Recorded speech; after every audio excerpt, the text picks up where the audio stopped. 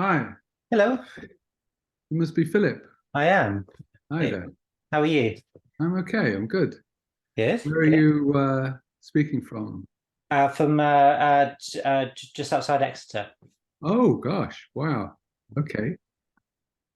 Are you London based or? Yes. I'm in I'm in London, in North London. As I Oh, say. yeah. I won't give my too much away about my geographical location in case we're obviously being overheard by goodness knows who. Obviously, the movie, I guess, is part of the wider jigsaw. I mean, is there any sort of one of my endless complaints is, of course, there's a set narrative about the reception of the Avengers, and of course, I'm always thrilled to try and disabuse anyone of the reasons for this and so on, so I can bang on about that for a long while if you Oh, so y- care, you know. yeah, Um, yeah. Yeah, I think hopefully it's one of those films that will get reevaluated over time, as a lot of films a lot of films, have a mixed reception when they come out, and then yes, years later yes, people start to, yeah, especially anything that's kind of based on something that is beloved. It's always very difficult to, yes, yes. and I think no matter what, whoever made the Avengers film would have had to dealt with, well, this isn't Patrick McNee, this isn't Diana Rigg, Sure, so sure. As I'm usually happy to ramble. You'll just have to steer me onto topics that you would prefer to yeah. talk about, if you want. And but I'm happy. I mean, let's go. I guess. Perfect. So I've actually, I thought one thing that would help me would be that I've got a TV right in front of me and I've got the film.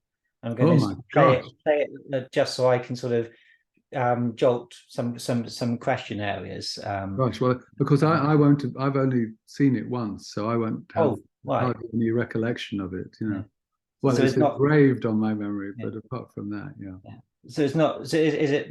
Do you not like to watch your work, or is it perhaps Uh, a bit of a I, sensitive area? well, Or no, I don't. I worked on Alien 3 and I've never watched that. I've worked on some other films. I've never, Godzilla I worked on. And I remember I saw Entrapment with Sean Connery by mistake one time. But apart from that, I don't, no, I don't sit there going over the past labours. Now I'm always mm, under. But let's start. As I say, wherever you want, and then you can cut as you wish, or if you will cut, I suppose. oh yeah, yeah, yeah. Okay, so well, thank you, Don, for joining me to talk about the Avengers movie. It really is very much appreciated. No, it's a pleasure. Um, so I'm just going to start the film for my own reference. So I'm just going to, and if anybody who's watching this wants to watch the film as we talk, then of course it's a guide for them as well. So I'll just do a little countdown. So five, four, three, two, one, and play. So the other starting point is, how did you get involved with the Avengers in the first place? With the Avengers movie, I mean, I had Yeah. always been a fan of the Avengers at school. I mean, to the point of obsession, as many teenage boys in the '60s were. But I was working. I'm a British screenwriter. I've always lived in Britain. I started working in America for Warner Brothers, and originally I was doing a film of Tale of Two Cities for Mel Gibson with Terry Gilliam to direct. And then I did a script of Frankenstein for Tim Burton with Arnold Schwarzenegger as Frankenstein.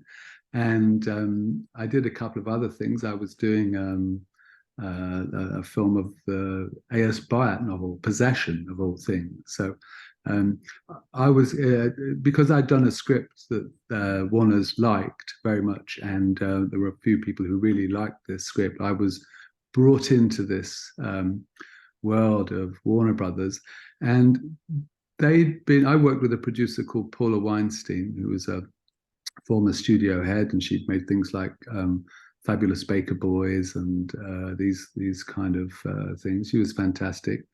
And further along on the lot was the producer Jerry Weintraub, who was a fabled media figure. with a big library of titles that he was interested in making, including later on Ocean's 11. And Jerry had been the manager of, or tour manager, a manager of like Frank Sinatra and Elvis, and he'd produced Nashville and Dinah, a lot of great movies. So he was, a fixture on the lot. And he'd been wanting to get the Avengers done for a long while. And his development person, a guy called Matt Leipzig, had very much liked a film script that I'd done.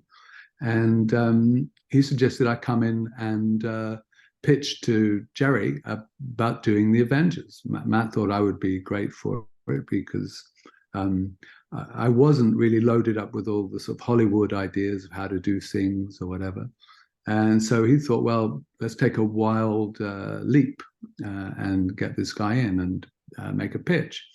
And at first I thought, oh my God, they must be nuts, like trying to do a movie of the Avengers. Like, what a terrible idea, I thought. And then when I thought about it, I thought, well, I was crazy about the Avengers. There has to be a way that you could do this. They'd actually had, I think, a number of different writers, American writers mainly. The guy Sam Hamm, who worked on the Batman script, the original Batman script, which Tim Burton did, which was a pretty great script. But obviously, I think almost everything had eluded them as to what the Avengers was, how you would do it as a movie, and why you would do it as a movie.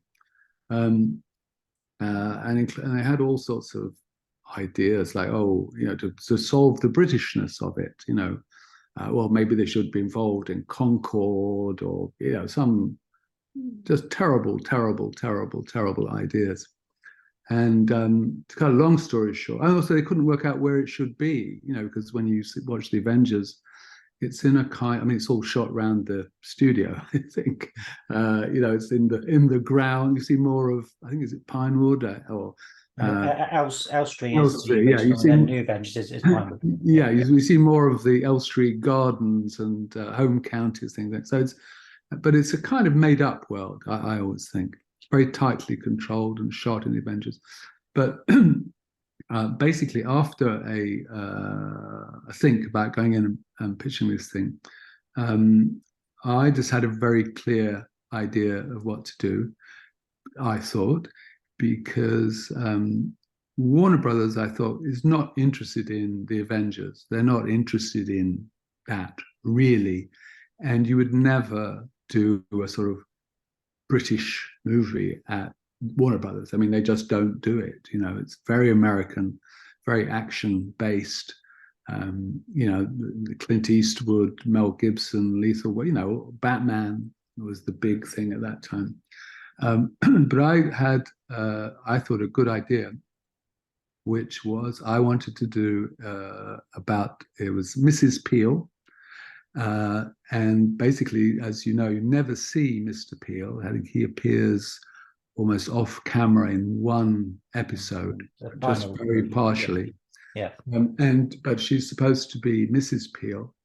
And I thought, well, if she's Mrs. Peel, there's no real characters for Steed and Emma Peel in the TV series, to my mind. Characters in the sense they don't have a home life. They don't have marriages and children and doing the MOT on their cars. They're not involved in that kind of world. So I just thought, well, everyone likes to see Emma Peel in her leather catsuit. So I thought the best thing would be to have a revenge movie, an action movie, revenge movie based on who killed Mr. Peel.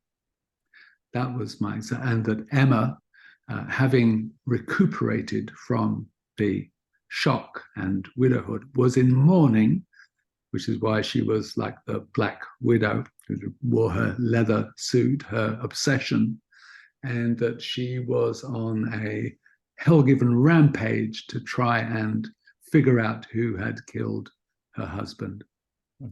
And that with her and Mr. Peel's alliances with the secret services, Steed was put on her case because they thought that Emma was quite possibly mad in trying to pursue this thing. But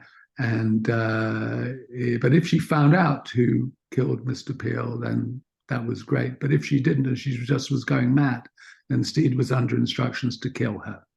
So that I thought that would be a great idea, to bring their characters out as much as you could, to place Emma front and foremost, sort of an obsessive, revenge-filled, action-based, like that kind of Catwoman, or like the Black Widow, indeed, as Scarlett Johansson is, and Steed to be this gentlemanly, rather restraining kind of figure for her, sort of a courtly romance, you would say, because there's never any.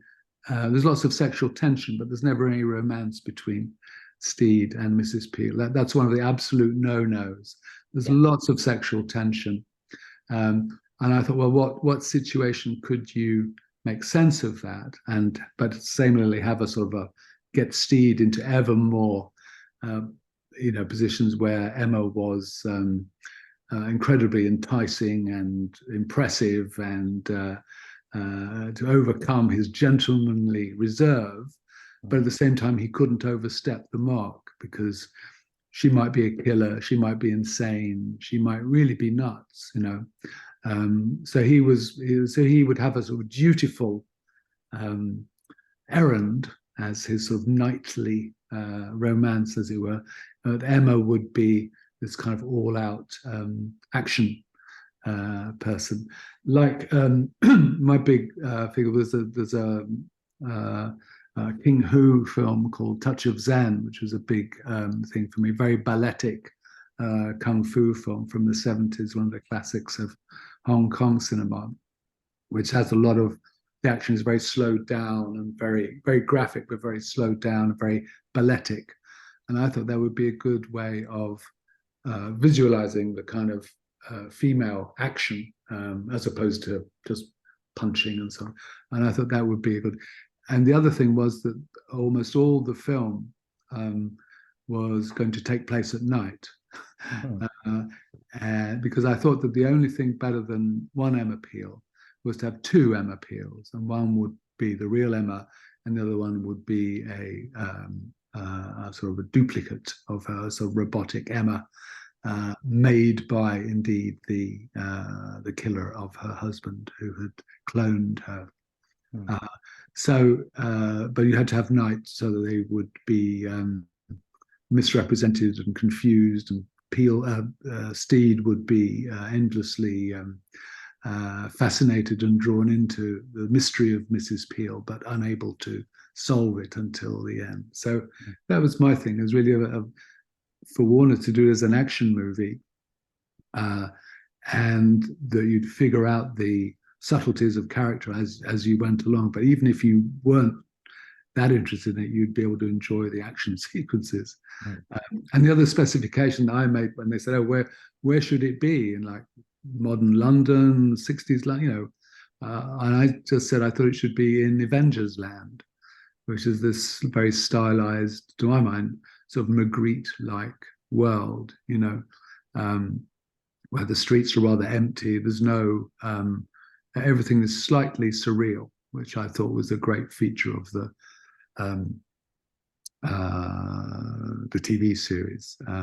So my initial thoughts were really about trying to concentrate and focus on what had been my continued fascination with the Patrick Macnee, Diana Rigg series of the Avengers, and how to sort of recast that as a mainstream big movie. So I basically took the idea of the first Batman, which was who killed Bruce Wayne's parents, and put that into the Avengers. Yeah. So it was supposed to be very noir, very dark, very, a revenge plot, but which I thought would be easy to follow. And very visual. And I think that then you could you could take some of the elements of the TV series, some of them, but not all, but just some of them, and sort of recast them into a kind of a more modern and hopefully as thrilling to modern audiences as it was, when I was a kid. So that was my basic take. Yeah, it sounds like a wonderful a starting point. Of course, going back to the name, the Avengers, because of course it all started with Dr. David Keel and Steed, and it was David Keel's fiance that was killed, and therefore they were avenging. So that harkens back to right, and because otherwise the even by the Steed and Mrs. Peel series, the title made no sense. Yeah. Which is maybe why the Persuaders hasn't been made. I guess they'd have to have endless things of people persuading each other. But Avengers, I thought to avenge her husband's death. I thought that seems pretty clear. Pretty. You just, for a movie, you just have to have something that's strong, and clear. Yeah. And the rest you can argue about, but so I thought that was strong and clear. And that was my first pitch, and that was the first script I wrote. And of course, there's a lot. You can tell how much you love the Avengers, because there's sprinkled in it so many nice references. One of which I'm watching now is the fencing sequence in the tailor shop, which of course was lifted from Town of No Return, the first Emma Peel appearance. Yes. So that's a nice little touch to have. That to be honest, I didn't rewatch a lot of them. I rewatched a few of them. It was actually before a lot of them were available. I had to have them on VHS, I think. Yeah. And strangely, in London, this is like how nutty I was about the Avengers. There was a group my friends used to run a movie theatre in London called the Scala Cinema, and there were other people I knew who had this group called Wider TV Access, WTVA, about trying to show old TV. And John Wyver, who became a TV producer, he wanted to re-show the Avengers. So I was involved, albeit tangentially, in trying to re-show episodes of the Avengers before, when you couldn't see them. So I saw a lot like that. When I was writing the script, I thought I will go mad if I try and re-see every single one. I'll just get confused. So I tried to go to my memories of them, which I thought if my memories are strong enough, that would be good enough for me to have. And I consulted a few episodes and so forth. So it was really trying to sort of distill my experience and pleasure as a viewer of the Avengers in the late 60s, I guess, and to try and make sense in this sort of mission.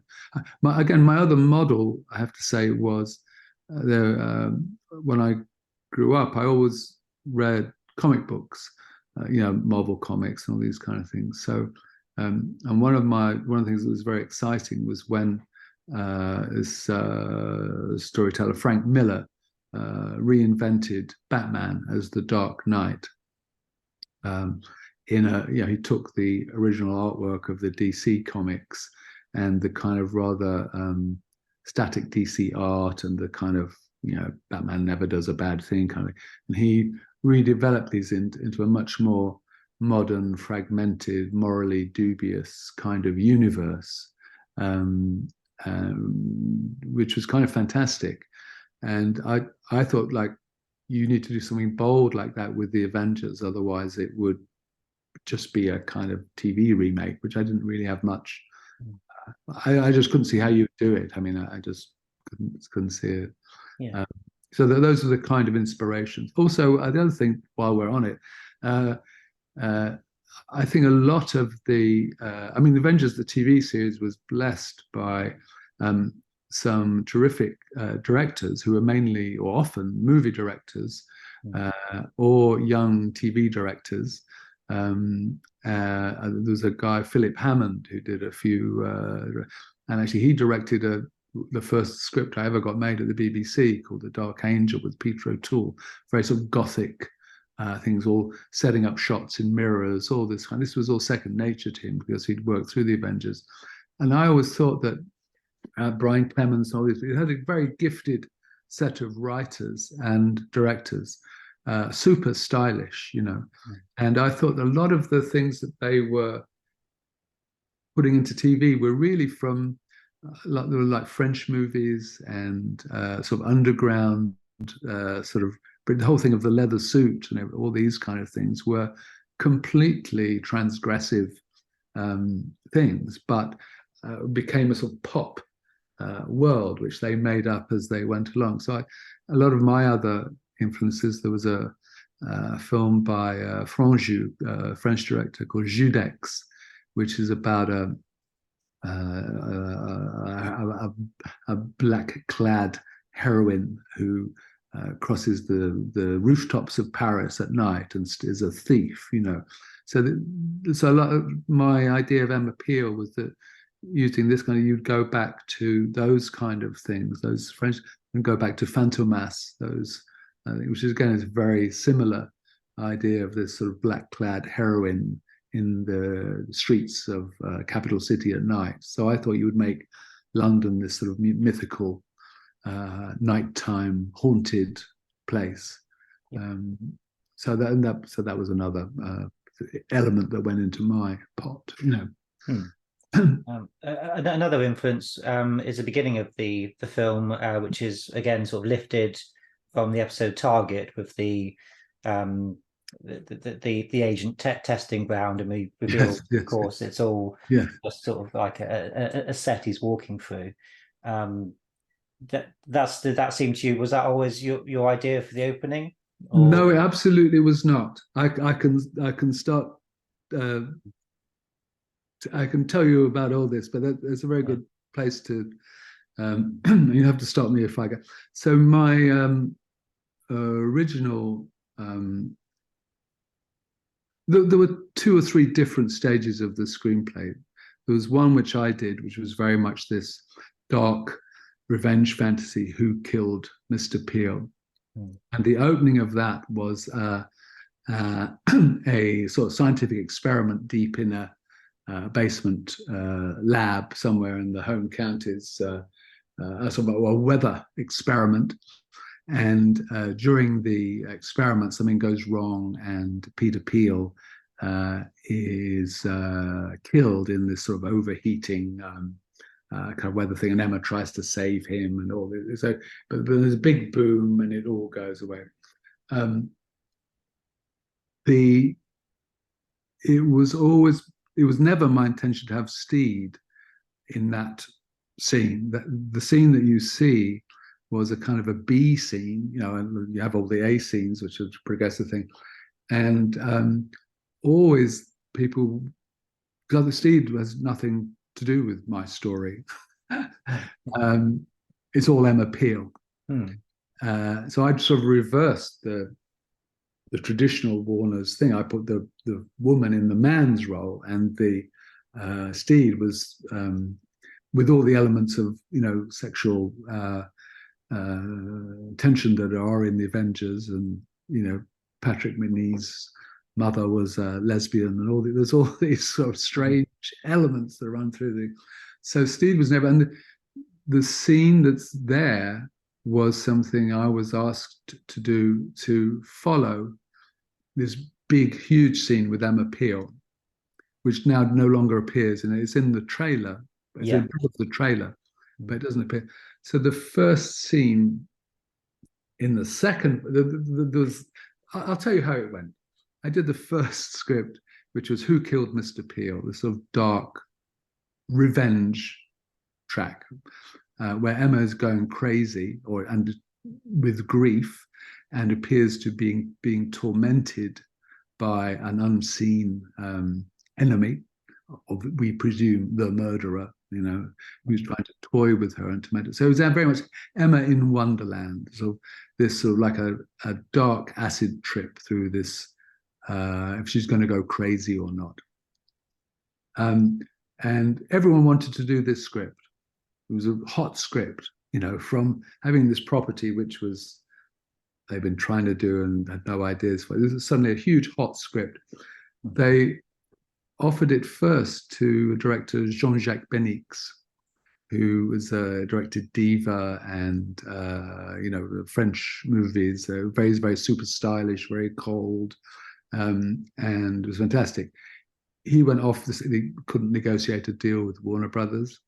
The next was Alex Proyas, who had done The Crow. Again, it's all like that in my mind. This very super dark film with, and then Alex, who wanted to do it, he got to do his own movie, Dark City. So he went on to that.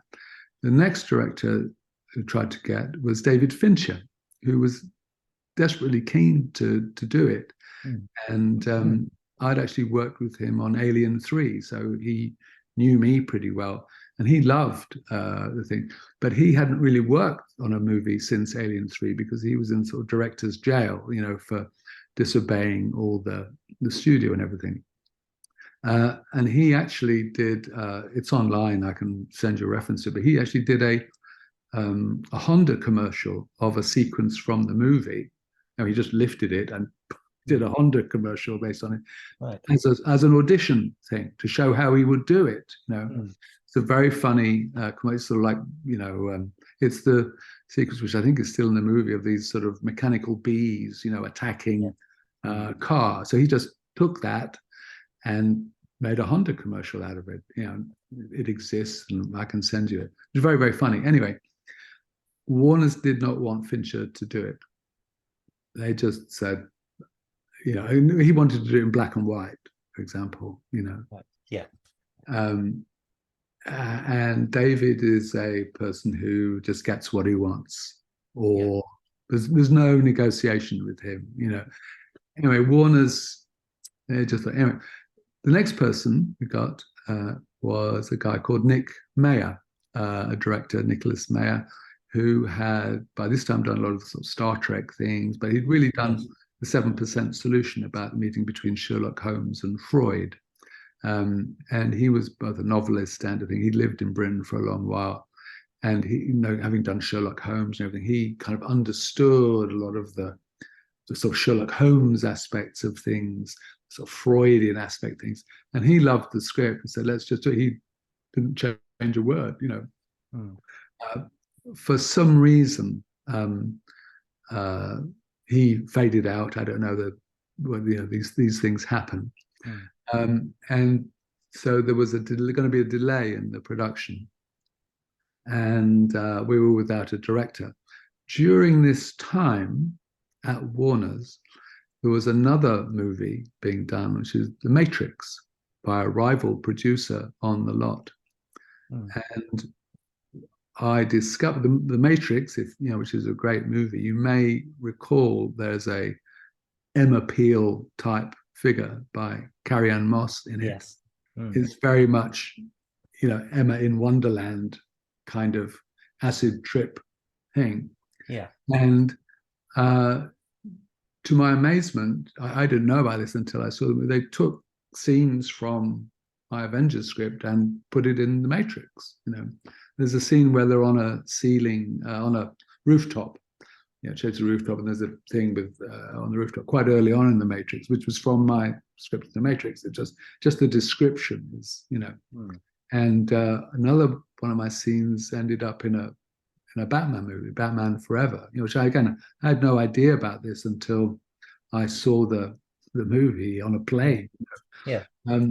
So what happened was that this script, which everyone loved, people started to take stuff from it and put it in other movies. That's just, I hadn't realized that, but that's when it says copyright Warner Brothers, it means copyright Warner Brothers. They wanted it. Yes. Yeah. It's a competitive. I had no idea this because, of course, I was up in London.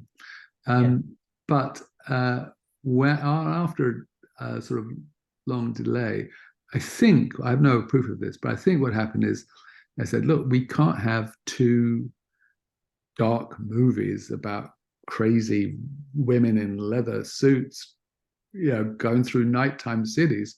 We can only have one, can't have two. like crazy, dark. In their minds, it seemed very similar.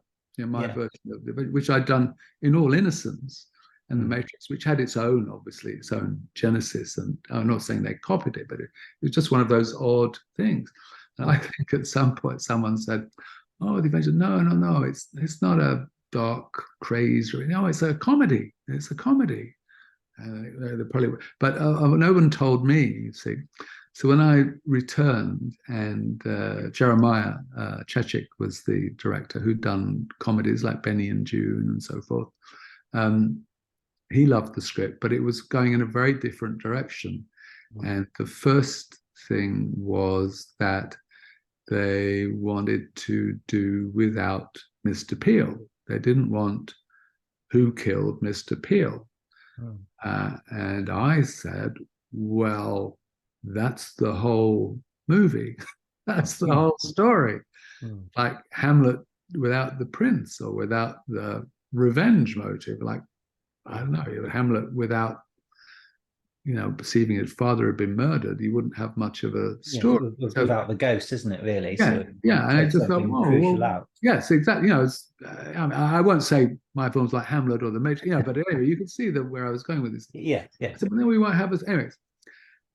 But I was persuaded that I could. They wanted to I had a very fragmented villain. They wanted to make the villain into one person. I could see, they wanted to simplify. I said, okay, well, let's see where we can go. So I did do a version of this where, instead of having Mr. Peel, the bad Emma, there was a good Emma Peel and a bad Emma Peel.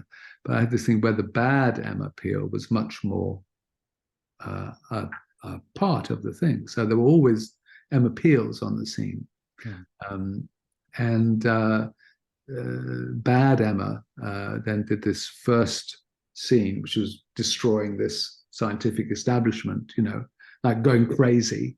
The crazy aspect was taken on by the bad Emma, who was like the id of Emma Peel.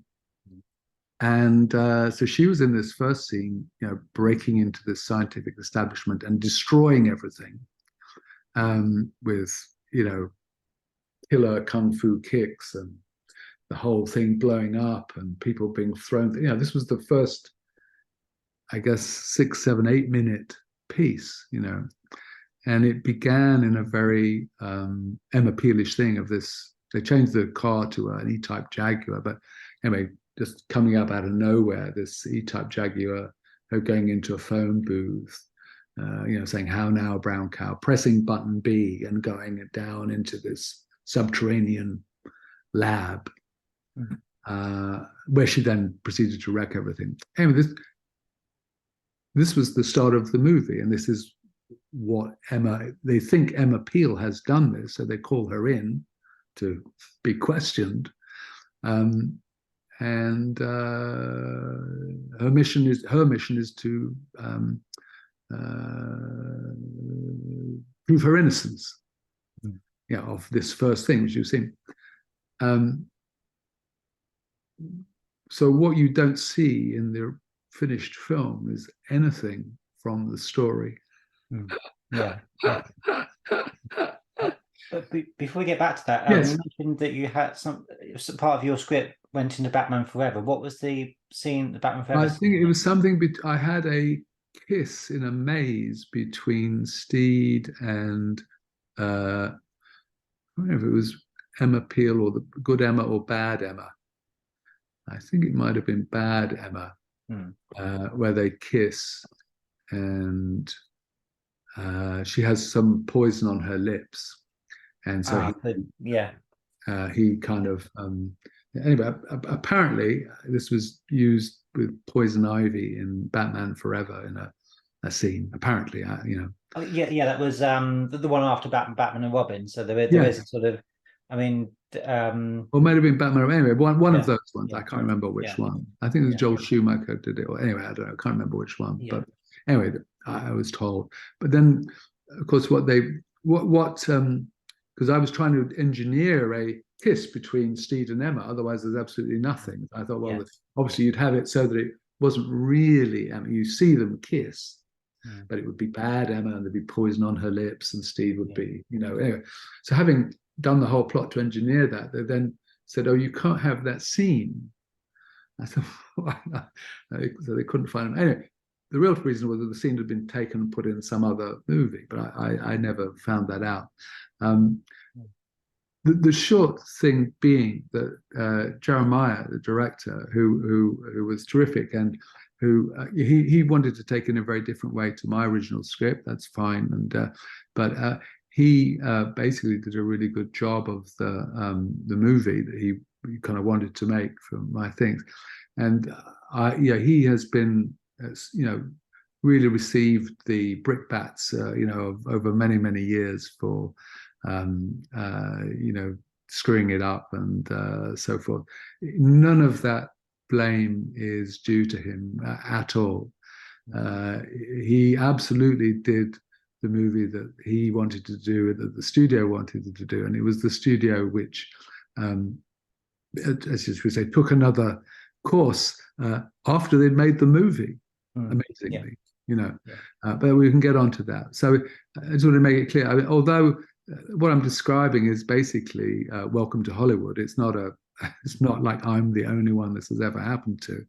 Although it's still quite a shock when it's something you love, like the Avengers, and people are making decisions about which everyone loved the script, the original script, and they really loved the revised script of Jeremiah.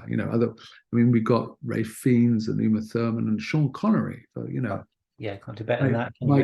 And even Patrick Macnee, I have to say, who was in Invisible Jones in the film, but obviously he came on to SAD and he said he loved the script and so forth. So I thought, well, if I've been able to capture something that he likes in it and something Bourne is like, then we're pretty good. So we were basically in very good shape until the first previews. But anyway, I can answer. So in other words, what you see in the film, I was just asked to throw in a scene with Steed to introduce him. Otherwise, nothing to. They insisted on having a scene because they wanted him to have something to do. I said, well, he's not doing anything. It's like irrelevant to the story. The story is about Emma. Anyway, by the death of 1,000 cuts, which you eventually have, this turns out to be the first scene in the movie, which kind of adds nothing. It's a kind of cute little filler scene, but it's going nowhere. I think if you knew that it was going to be the opening scene, then you would of course had it much bigger. But it would never be the opening scene in my thing because the story was all about Emma Peel. But Steed was the god, the knight, the protector, the investigator. But he wasn't, and he would save her on occasions and have to, beat people off and so forth. But he, like all of us, would have been obsessed by Emma Peel. I thought that was the fairest way of doing him. And anyway, so that's how. So when you talk about the first scene, I think, oh my God, it's like that was never supposed to be the first scene anyway. I mean, it takes 10 minutes to write because, as you say, it's sort of taken from one of the other Avengers series, like a little funny filler, but would never be the opener of a movie. It's a nice little callback, but you say, it should have been a massive scene that if you'd known, you would have written it as a more complex. I just wouldn't have. I wouldn't have had it, but but if they forced it on you, kind of did, and unfortunately, what another callback I quite like is the character of Mother and the fact he's on the bus, and it's not just a traditional office. And of course, that was always an element of the show, wasn't it, to do some very quirky things. So I've been my overall thing to do it was to have this world, like say the Avengers land, which was, everything was just slightly off kilter, slightly perverse. Because the whole show has so many perverse elements to it, and you could say that the genre is it's sort of slightly early 60s sort of horror haunted house kind of vibe to it. Emma is always going somewhere and something's out of shape, or the house is too small, or you go there and you're in the Hellfire Club, or there's always something that is wrong and slightly perverse, or there's someone very small leading you through. It's Alice in Wonderland and M.R. James and all these people are only one wall away from the world that our characters are in. So it was always supposed to be like slightly perverse. But I've been told that amongst lovers of queer movies, this version of Avengers is taken as being a great a signpost, because it's very queer by all accounts. But it was supposed to be very perverse and not camp. I didn't want it to be a camp movie. I wanted it to be. I mean, that was one of my quarrels. So I wanted it to be like Fincher would have done it, very cold and very stylish, slightly horrific, where people's lack of emotion was what was startling, or sort of literally sang-froid, cold-blooded. Yeah. So I wanted Steed to be rather cold-blooded and rather cruel. Well, I think he was in the original series at some points.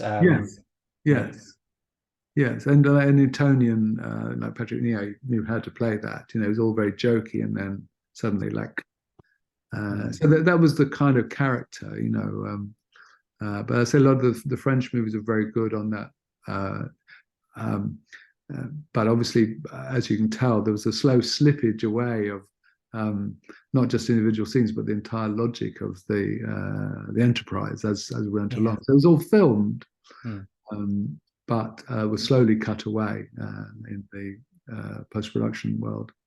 The scenes with the killer bees, was that something that was kind of in all iterations of it, or did it kind of sort of come I think it was. I think I was trying to do a chase scene.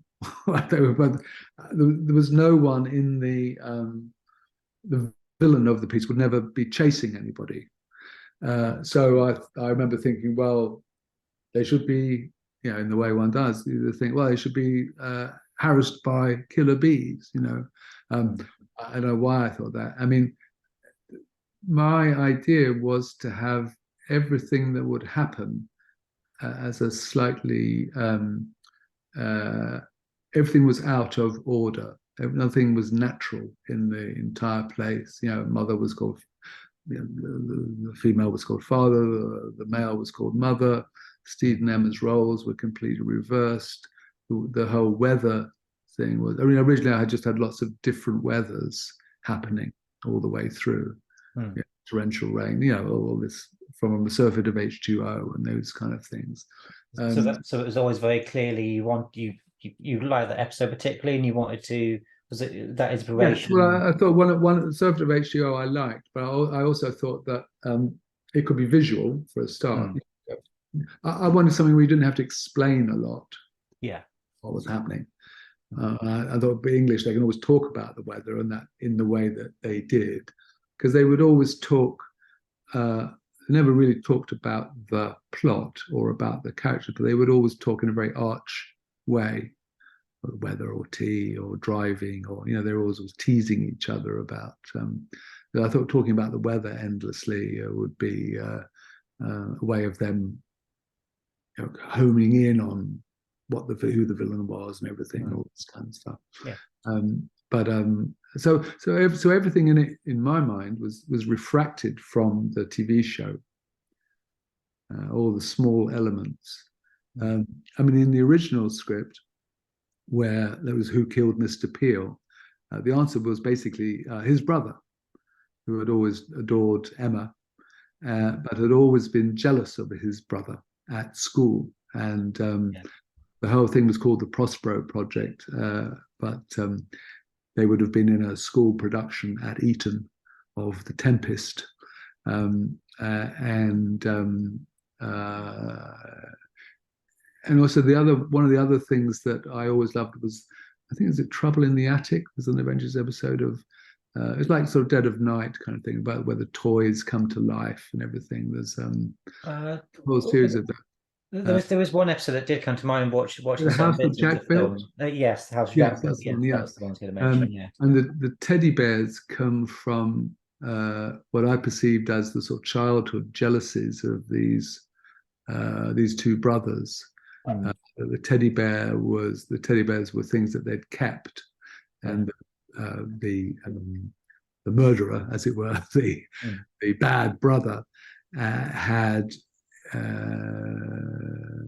made these giant teddy bears to act out this, trampling on his brother's memory.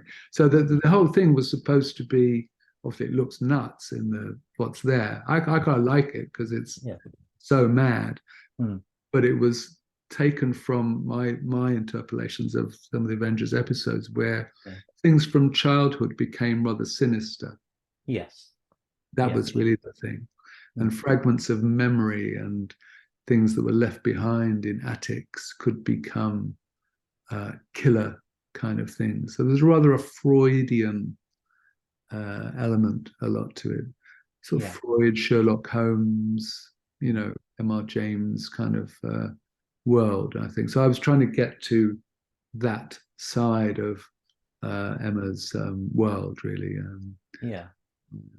And originally, at the revelation that it was the brother of Peter Peel who had killed Peter Peel, all these strange clues of the giant teddy bears and the Prospero project from the amateur theatricals, all these would have come true as to the childhood relationship, the childhood traumas, indeed, of the Peter Peel and his brother. But we are spared that version. It's almost sounds like let's go make that movie now, because I think I think it's still it's yet to be made. I want to mention the character of Alice in this film, played by Eileen Atkins. Am I correct that originally there was an idea that Diana Rigg might play that well? I think they offered it to her. I think it was always I certainly wanted to have something that, I didn't write it for her. It was just a throwaway thing. I mean, getting Eileen Atkins to do it. I mean, my God, Apparently, she had to battle off Joan Plowright to do it was just so mad to do. The casting of these movies is insane. But I was Patrick Macnee was not in great health. So I kind of wrote Invisible Jones as someone that he could play as a voice. So he did come on set, but he wasn't really in good enough health to kind of be on screen. He was fine. He just wasn't keen on. He wasn't keen on appearing anyway. But it wouldn't have worked. He was. It would have been too stressful, I think. So she ended up with a nice, happy sort of compromise of him being in the film. I thought that if I was Patrick Macnee, I'd probably quite like that, because you have a few residuals and that. You don't actually have to appear and have people say, "Oh, hasn't he grown old?" and all that. So, but I suppose again, if you had your way, he would have been in it probably more than.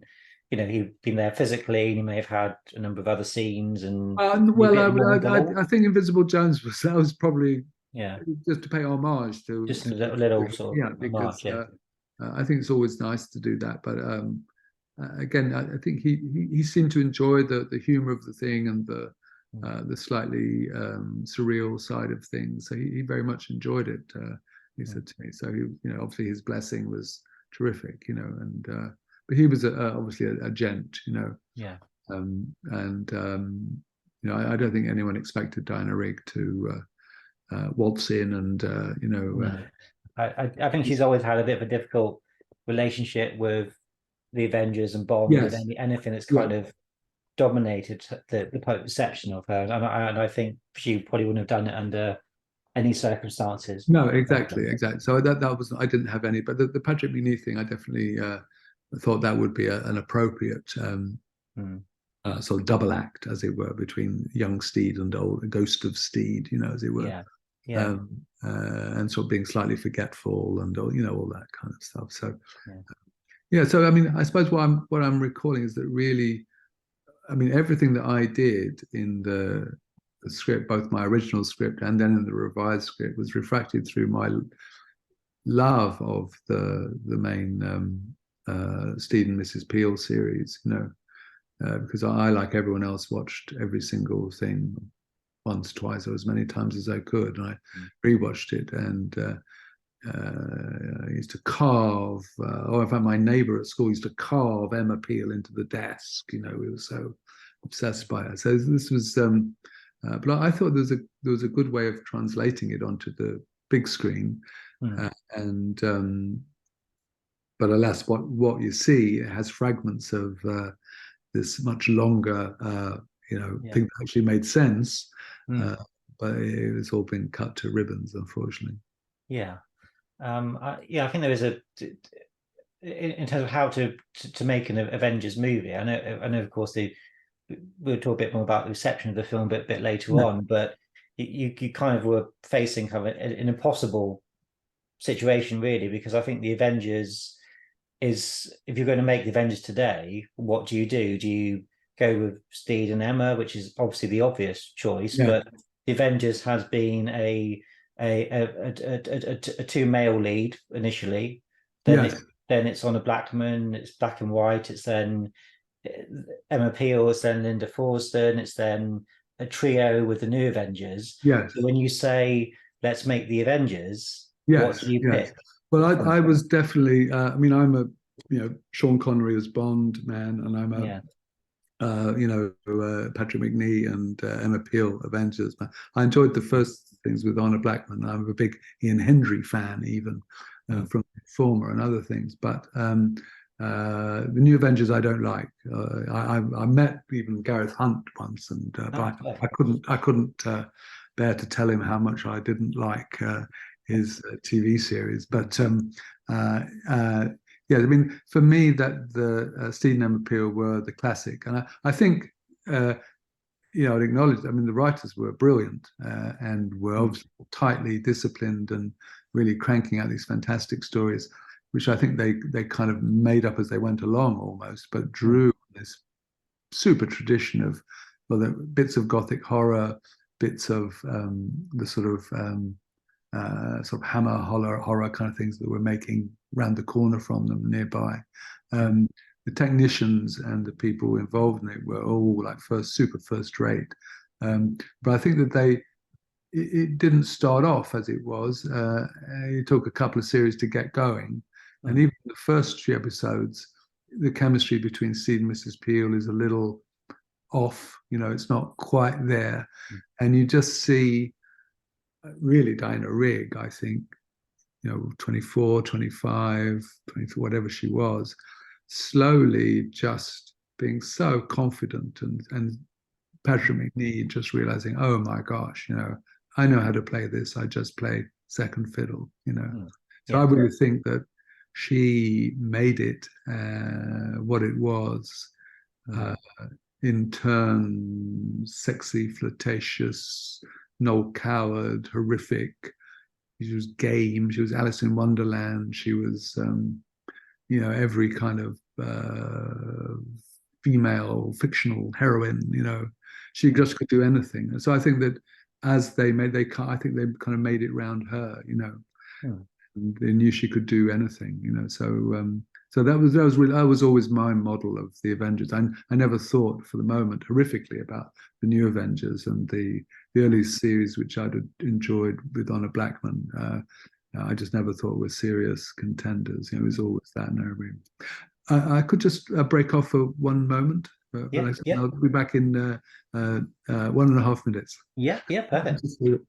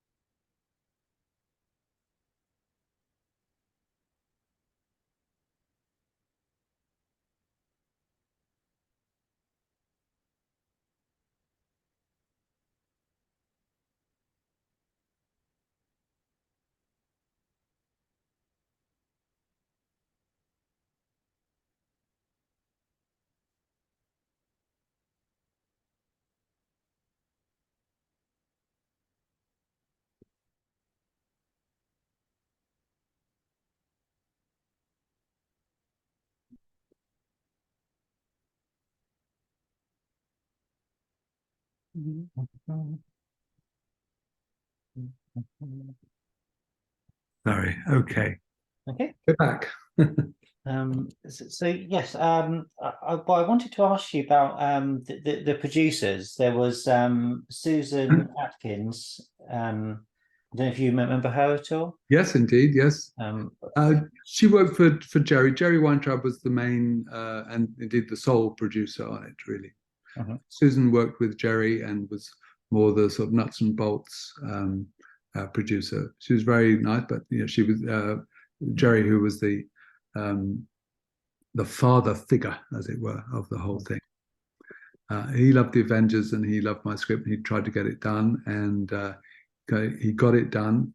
I think he and he always backed me, and he always backed. But I think he it's quite a tough art getting a movie made, and I think at a certain point when Warner's realized they had these two very dark movies about going production, Joel Silver and Jerry Weintraub, neither of these producers, the people Warner's wanted to piss. I think Jerry probably said, "Oh no, it's not a dark revenge movie. It's a comedy. It's the event, but he never told me that. But I suspect that's what happened.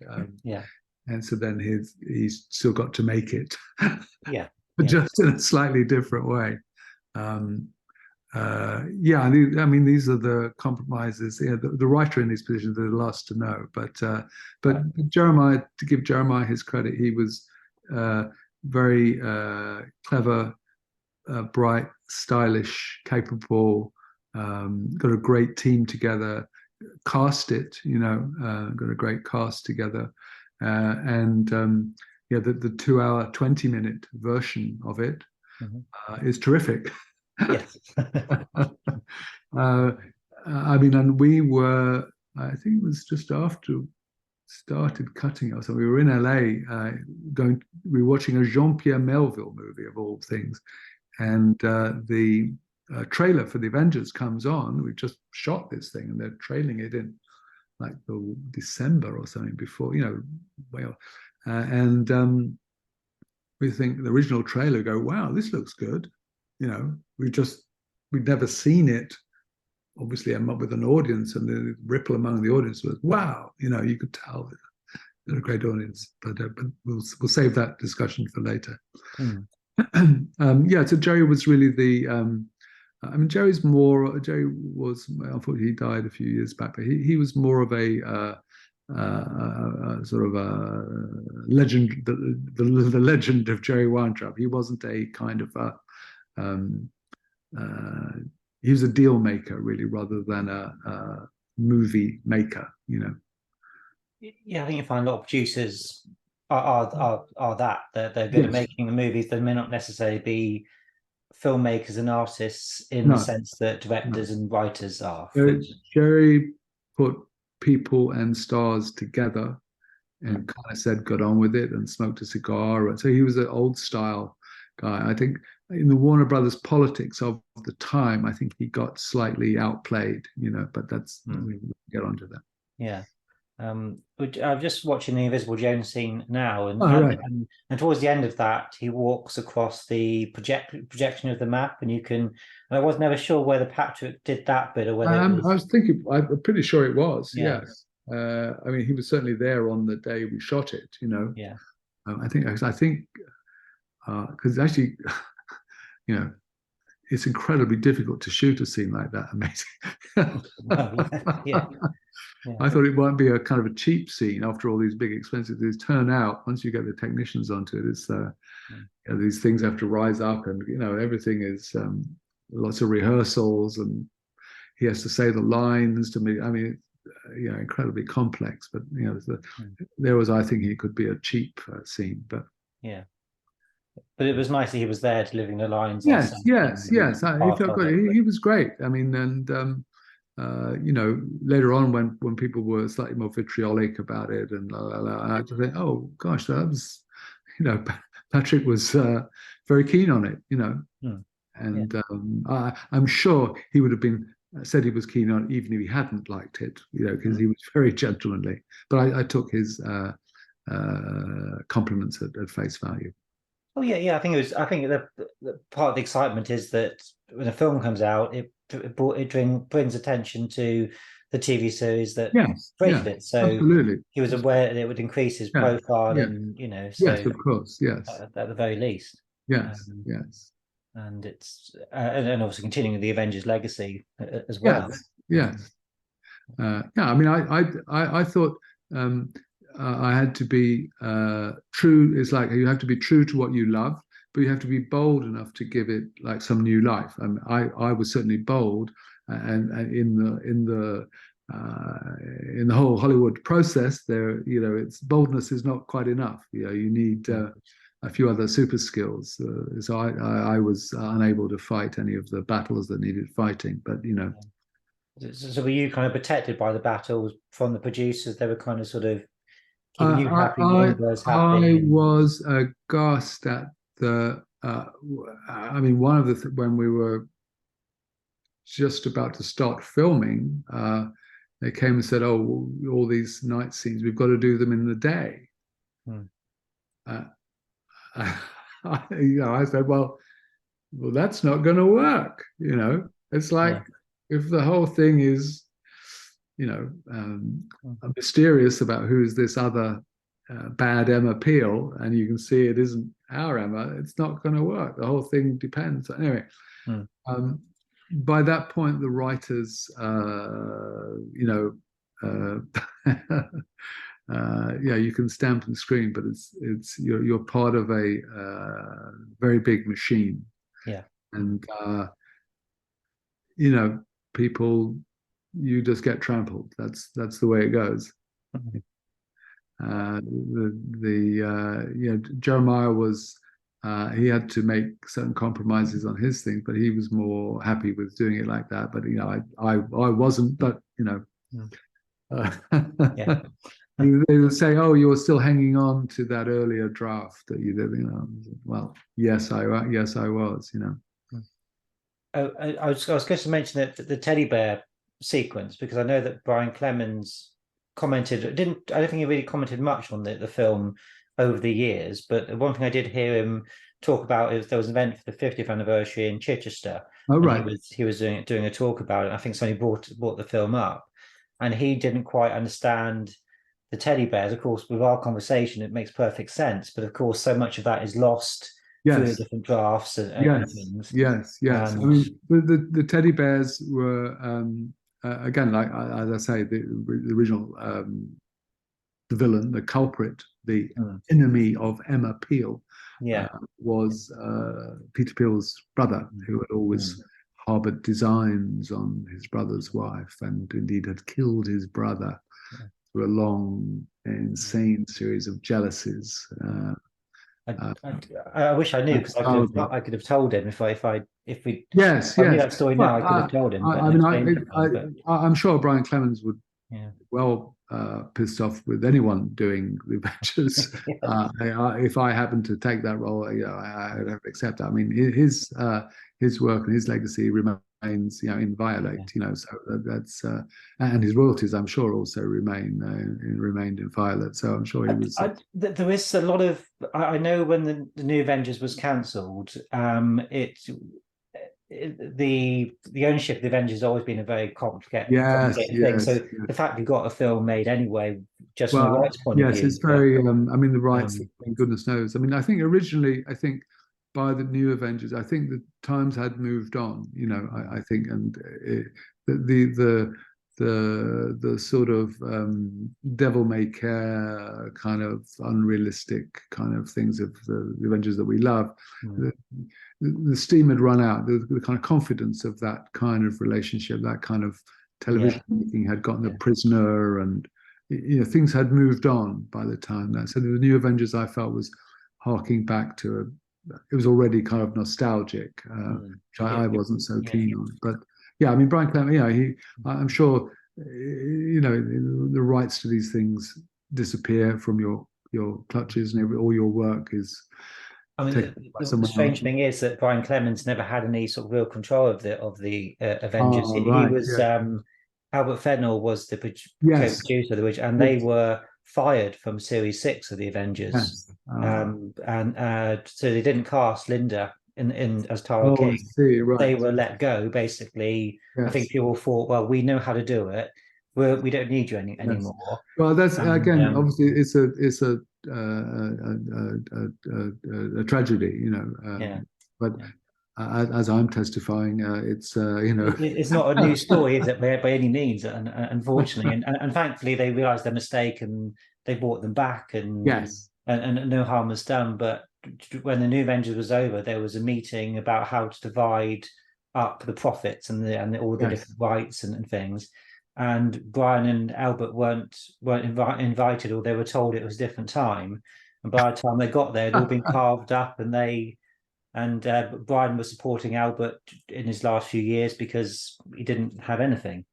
Gosh, that's why they call it show business, not show friends. You know. Yes, so the business being the most important of the two words. That's right. That's right. So, but yeah, I mean, you know, so they made the rough cuts of the film that I saw at 2 hours 20 was terrific and really strong, and took time to develop, but yeah, it made sense, and you know, or as much sense as it needed to, you know. And it was all like quite clear that obviously over the course of the film, at first she's a little bit cold and whatever, and slowly they come more together and they're solving the thing together, you know, all just classic. But you needed time to, and also you needed kind of jeopardy right at the beginning to figure out, well, why would they come together? Why would, you know, I mean, essentially it's the same, you know, Steed is on a mission to either, you know, did she do this terrible thing, or is she innocent? You know, if she's a bad person, you're going to have to kill her. Is the thing of it. I thought, well, that's easy to follow. That would cause a little conflict, you know, in their relationship, you know, which again is quite gentle and quite teasing, and you know. But as I say, in the longer version, you have enough time for all that to develop, and in what's there, it's sadly. You have the sort of like it's like a long trailer, but without all the trailer moments, you know. They took out all the action scenes. I mean, it's quite amazing. I think they found it very problematic having a female lead at Warner's. To my amazement, since I'd written the script with everything as the female lead. You become aware that in you know, in studios where you think people are obsessed by movies and reading the script, you know, actually people don't pay any attention to the script. So except when something in their mind goes wrong, in which case, you know, you're the culprit and you need to be exterminated or something. But you know. If they take a dislike to something or one person, well, I mean, and in the legacy of the film, it was obviously, which has a sort of speckled legacy. I mean, Jeremiah, who did a really good job, and did, he was the one that the studio wanted to do this, and he did what the studio wanted. He did what he wanted, and he really was allowed to carry the can for it, which is really unfair. And he's grown up. You know, he knows the score, but it was very unfair to him as a director. I mean, the writers, you know, throw another one on the fire, you know, but people had read my script, so they knew, oh, that was a good script. So, but unfortunately, it's a very common story. It's just happening with something like the Avengers that people love and want to be great. Obviously, anything short of I mean, recently I've been watching, and I love Barbie, you know. And I could see that, you know, a lot of the same things could have happened with Barbie unless there was a big toy company. You know, it's like they took a lot of bets with that script. And, you know, I could see them, you know, tearing it to ribbons if it didn't go down well in the first preview, you know. I think just like with the Avengers, it was either going to be a huge hit or complete failure. There was no in between. Same with Barbie, it was either going to be loved or despised. That sort of scale. And I mean, if we're on that topic, I mean, again, I had written the script. I remember I remember when I was writing, I was thinking, they're never going to make this. They're never going to make it. It's too crazy. So why don't I do it the craziest you could ever think of it? Like really dark, really mad, but completely, to my mind, Avengers-like. Let's do that. Then I'll do a great script and then see if they do. Anyway, they loved it.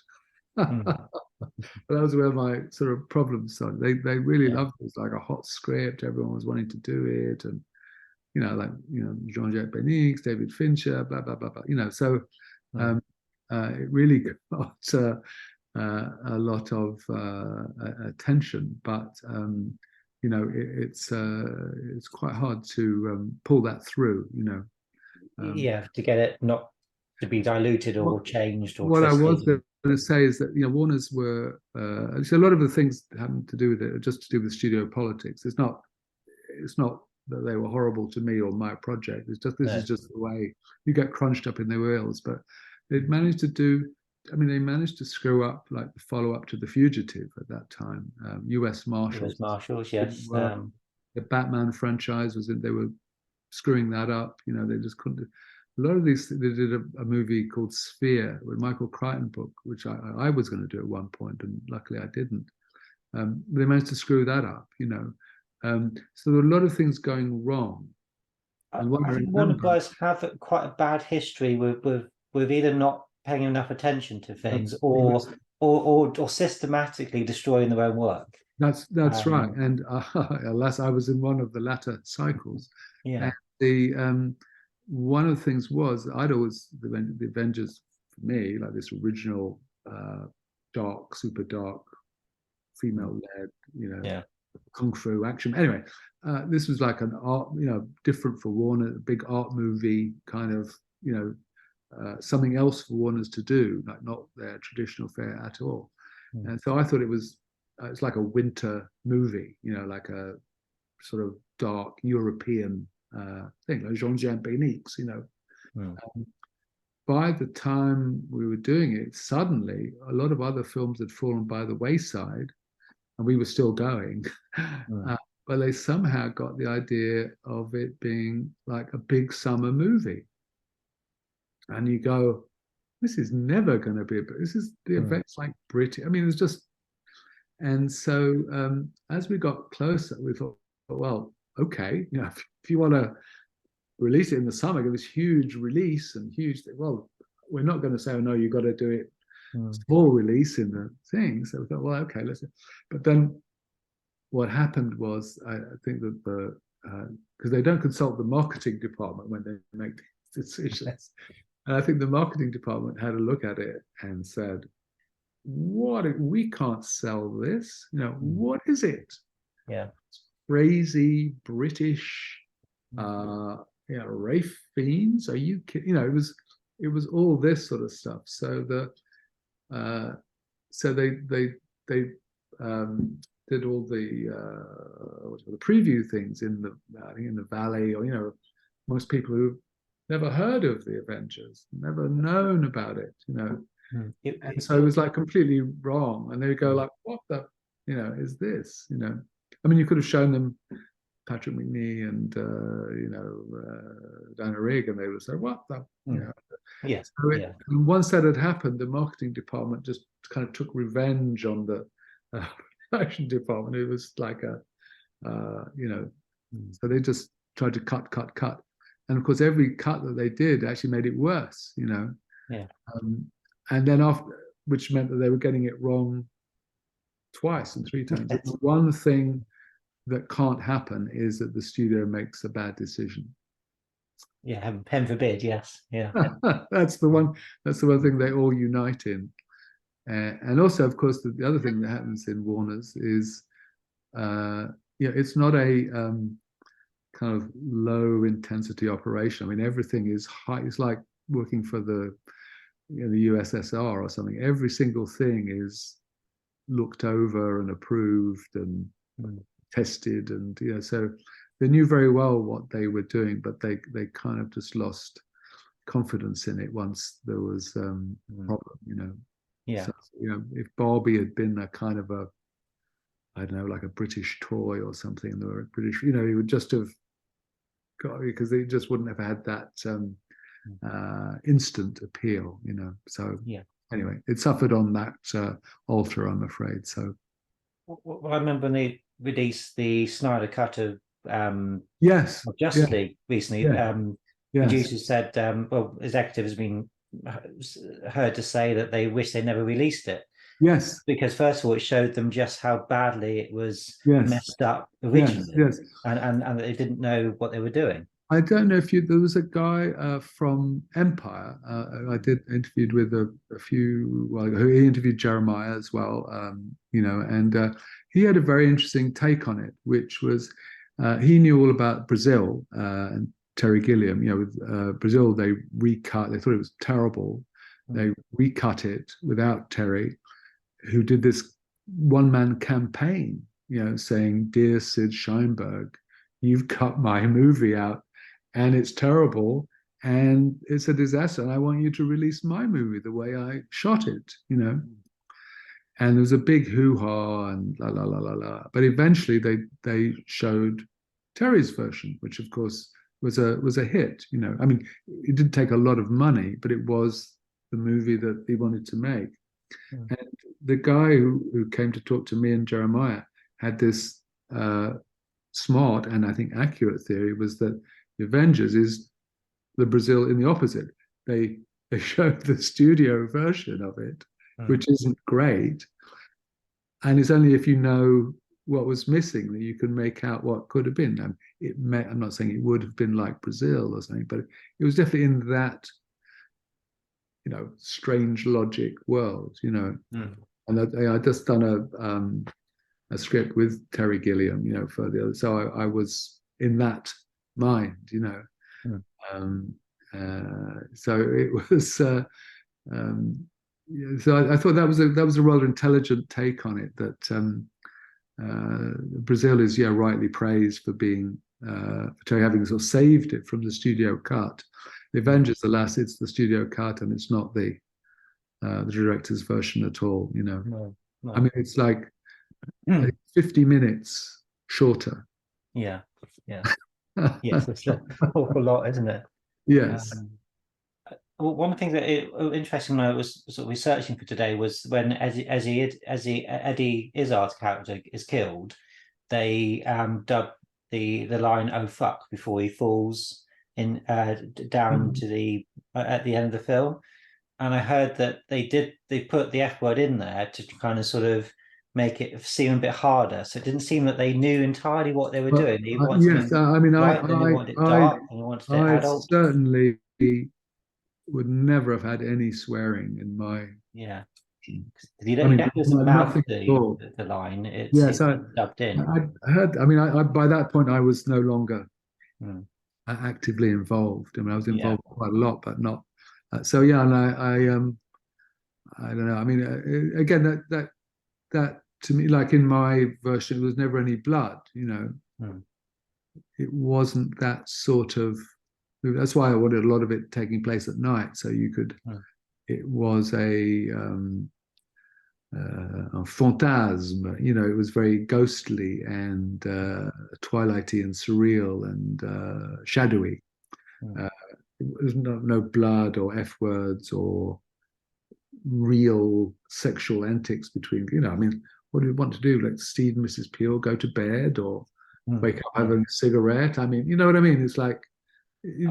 Again, the Hollywood desire is probably to get them together, isn't it? You know, well, that's right. Yeah, I think that was another thing they had a big problem with. You know, that it was. I thought very true to the original was very true to the Avengers, slightly perverse. You know, I mean, Steed and Emma Peel, obviously she's adorable, but he's never, you know, he never lays a hand on. You know what I mean? It's not. No. You know, it's not even Cary Grant. It's way back. You know, so yeah, I would never have had any swear words. There was never any blood or nothing to. I wanted nothing in there to remind you of the real world whatsoever. You know, should have been completely artificial, like a sort of construct, really. I mean, that was, you know, like a Magritte world. You know. Well, just like the original Avengers Yes, series, it was all yes, sort of heightened reality, wasn't it? It was a yes. different sort Because of. there was never like on in all the roads around else, there was never any other traffic. Hmm. Never any. If there's a delivery van, it's delivering milk, which is also poisoned, or so or so the. Hmm. You know what I mean? There's no reality. If they go to a village store, but it's it's like in Danger Man or something, like a village store that conceals some crazy thing out of the back. So there's no reality. Yeah, and uh, it's just these off moments. They couldn't figure out. I mean, they just spent, I don't know, $60 million or something. They couldn't figure out what they'd done. Hmm. And Yeah, 'cause it was a $60 million budget, which was pretty good, for. yes, I mean, you have to. I mean, when you see the budget on these things, you see your slightly low fee. You see Hmm. Sean Connery's slightly higher fee, Yeah. and the technicians and the director of photography, and then you also see these things of payment to Warner Brothers Studios, million, payment to Warner Brothers Distribution, like So they, it's not like they had $60 million to play with, to No, throw. no, It's not like all in sort of. it's not like a sand pit. Yes, No. the world of film accountancy is basically you had a kind of $20 million that's advertised as a $50 million movie. I mean, So having said that, the climax of the film, the battle between Rafe and Sean Connery, is quite impressive. It's yes, impressive set, yes, a lot of yes. water Again, effects but and for me, it was too realistic. But that realistic. was Yeah, my. yeah.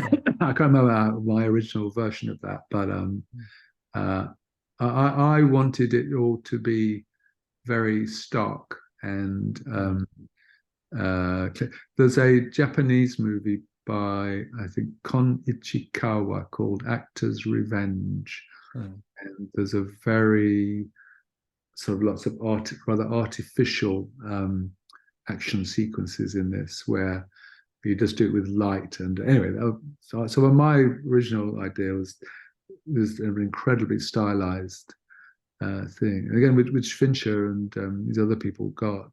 Mm. The Crow by Alex Proyas is terrific, and the Jean-Jacques Benique's films. He had this kind of gift for, I think Luc Besson, called it the cinéma du Luc. So it was supposed to be like that, like it would all have been like an advert, like a series of ghostly tableaus that these people, and then in my mind exploding into violence and action and craziness. But as I say, alas.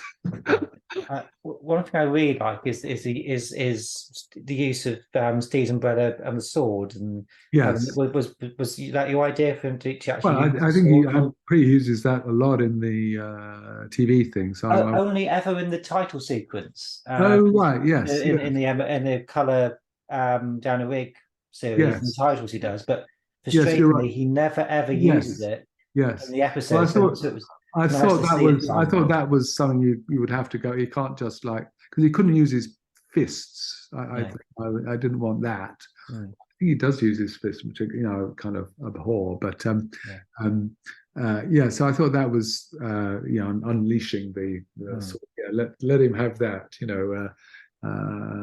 There's no guns or Well, I think Patrick McNee always hated guns because of his wartime experiences. So yeah, yes. he never very rarely would you see him in the series with a gun. Yes, Very yes, and rarely would he shoot somebody. I think that was, to me that was the sort of poetic truth of the Avengers. That it was a world of actually quite a sort of implied violence. Usually towards Emma, and Steed she was more than capable of saving herself, but where she couldn't, Steed would through and through, usually through quick-wittedness and a quick cuff on the ear to a baddie or something. Mm. So it was very much.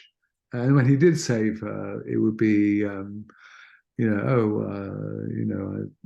thought you took your time. I just stopped by to admire the flowers. I hope here's one for. It's all as if you see him. The great bits in the series are when you see Patrick Steed switch from the smiling, avuncular kind of thing that he plays, to this rather grim-faced sort of not exactly killer assassin mode, but he's like very serious and just got to.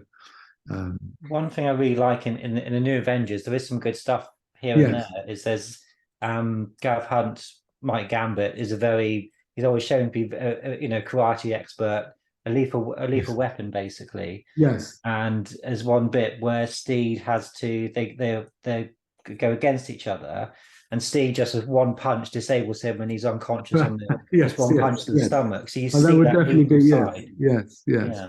In my storybook of my first Avengers script, Emma had been in her grief at her husband's loss, had been on an island in Japan for many years, where she had been meditating and doing away with her past demons, but also learning martial arts. So that was my kind of backstory for her. She'd actually been, because there was that thing, well, where does she come from, this girl? My answer was that she'd actually been away for many, many years, meditating and in isolation and widowhood. Well, it must be like Bruce Wayne, learning his skills. Yes. Well, I think they had that thing. Batman Begins, the Christopher Nolan. Yeah. I'm not saying but I mean, one of the odd things that my script, as opposed to the film, was that again, because I was working over in London, the scripts get passed around like a real lot, and this was a hot script, as I say, not necessarily that I did it and it was great, but it was a hot script because people wanted to see it, And a few years later, you had Quentin Tarantino use Uma for Kill Bill, which is very much what the plot of the original Avengers script was. The widow off to find who killed her husband. And there were other things which started to use the woman as the lead and so forth. Well, the other thing was I had the same agent, American agent, as J.J. Abrams, the writer. And I was amazed to see his TV series Alias come out a few years after my script, which is Emma Peel. It's my script as a TV series. I was sort of, I mean, it's not the same thing, but it is Emma Peel. That kind of area, isn't it? And with the things, and because I was under a lot of pressure to make it American, I said it would make no sense if it was American. Anyway, Alias is the American version of the TV version of my first Avengers script. It's always in some new outfit and always swanning around. Again, that was like he'd done just like hugely sentimental script, like regarding Henry and all that kind of thing. So let us just say it went into the mill at that point, my script, and people, just took bits out of it and wandered along with it, and that's just Hollywood. It does seem like this film was made perhaps in the wrong time in a way, because if you made a few years later, you had Alias and you had Kill Bill, you had very sort of strong female leads. Of course, why the Avengers was so popular was because it had a very strong female element that you had grabbed hold of, and you were extending that.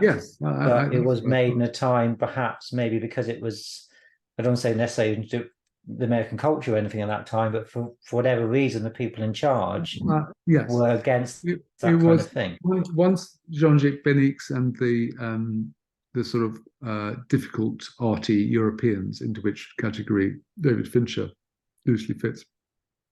Once they, because Warner's like to control things, but once they couldn't control those guys' visions of it, they basically wanted to make it into something slightly more they understood. But but they were faced with this irredeemably, perverse female-led action movie in a kind of macho studio, of Clint Eastwood and Mel Gibson and whomever, So it was a big ask.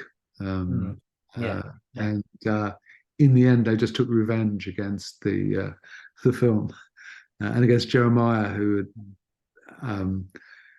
had, I think, very professionally and capably and imaginatively brought it to some sort of reality, So he was punished, Well, you think of all the plates he had to sort of, keep spinning in the air. He had to sort of, something that was constantly changing, and they pushing him in certain directions, trying to keep the integrity of your work, everyone else's work, and for them then to turn around and basically run him into the ground. Basically, they took it away from him and sent him to director's jail. And they said, we'll make this better. And they just made it worse and worse and worse. And it's especially, I'm hoping at some point, like you say, it's not just Jeremiah, bless him. They treat Zack Snyder like a pariah and other people. I'm sure, given a chance, they would have treated, one of the phrases I heard in Warner's was about some director who'd written the movie, cast it, the locations, shot it, edited it. They were getting in the way of the movie. In other words, they're out. So it's not and Zack Snyder, they do this recut thing of all these things, and it's a very brutal business. No one asks you to, it's not like you claim any sympathy, it's not like there's a million, but it is all sort of war stories, and but I would hope at some point, Jeremiah could get to do a director's version of it. It's because they wouldn't even let him or me do a commentary. Because we said, well, it didn't start here, this movie. There's a whole other. Well, I can understand why they wouldn't want a commentary, because that's right. Yeah, it shows exactly what they did. Yes. And so it was. It's like if Terry Gilliam had to go through his life with a bad version of Brazil, it's just very brutal. It's not like it's I think the only thing I used to be a film critic and a writer about movies, and the only thing I still find bizarre, the people do ask me now, like yourself, and I'm very happy to talk about it, but all my fellow journalists and people, no one ever once asked me what had happened. No one once asked me about what had happened with the film. Everyone seemed to. I remember Philip French read an absolutely coruscating review. He even covered the fact that he thought they were going to be releasing it before showing it to the press. And I read this in the paper in the Observer, and I said, I haven't seen this yet. Like, what do you mean you're going to see it? I haven't seen it. They were cutting and cutting and recutting right until the last minute. So he was like furious and did a whole huge campaign, and I just thought, oh my God, and I remember saying to another friend who was a director friend of mine who was also a film critic, I said, I just can't understand why someone like that, with a big reputation, would bother to get a fuss over a Warner Brothers movie like that. And I said, I was a film critic when Philip French, but I said, they're not going to remember who I am. And he said, oh, they always remember.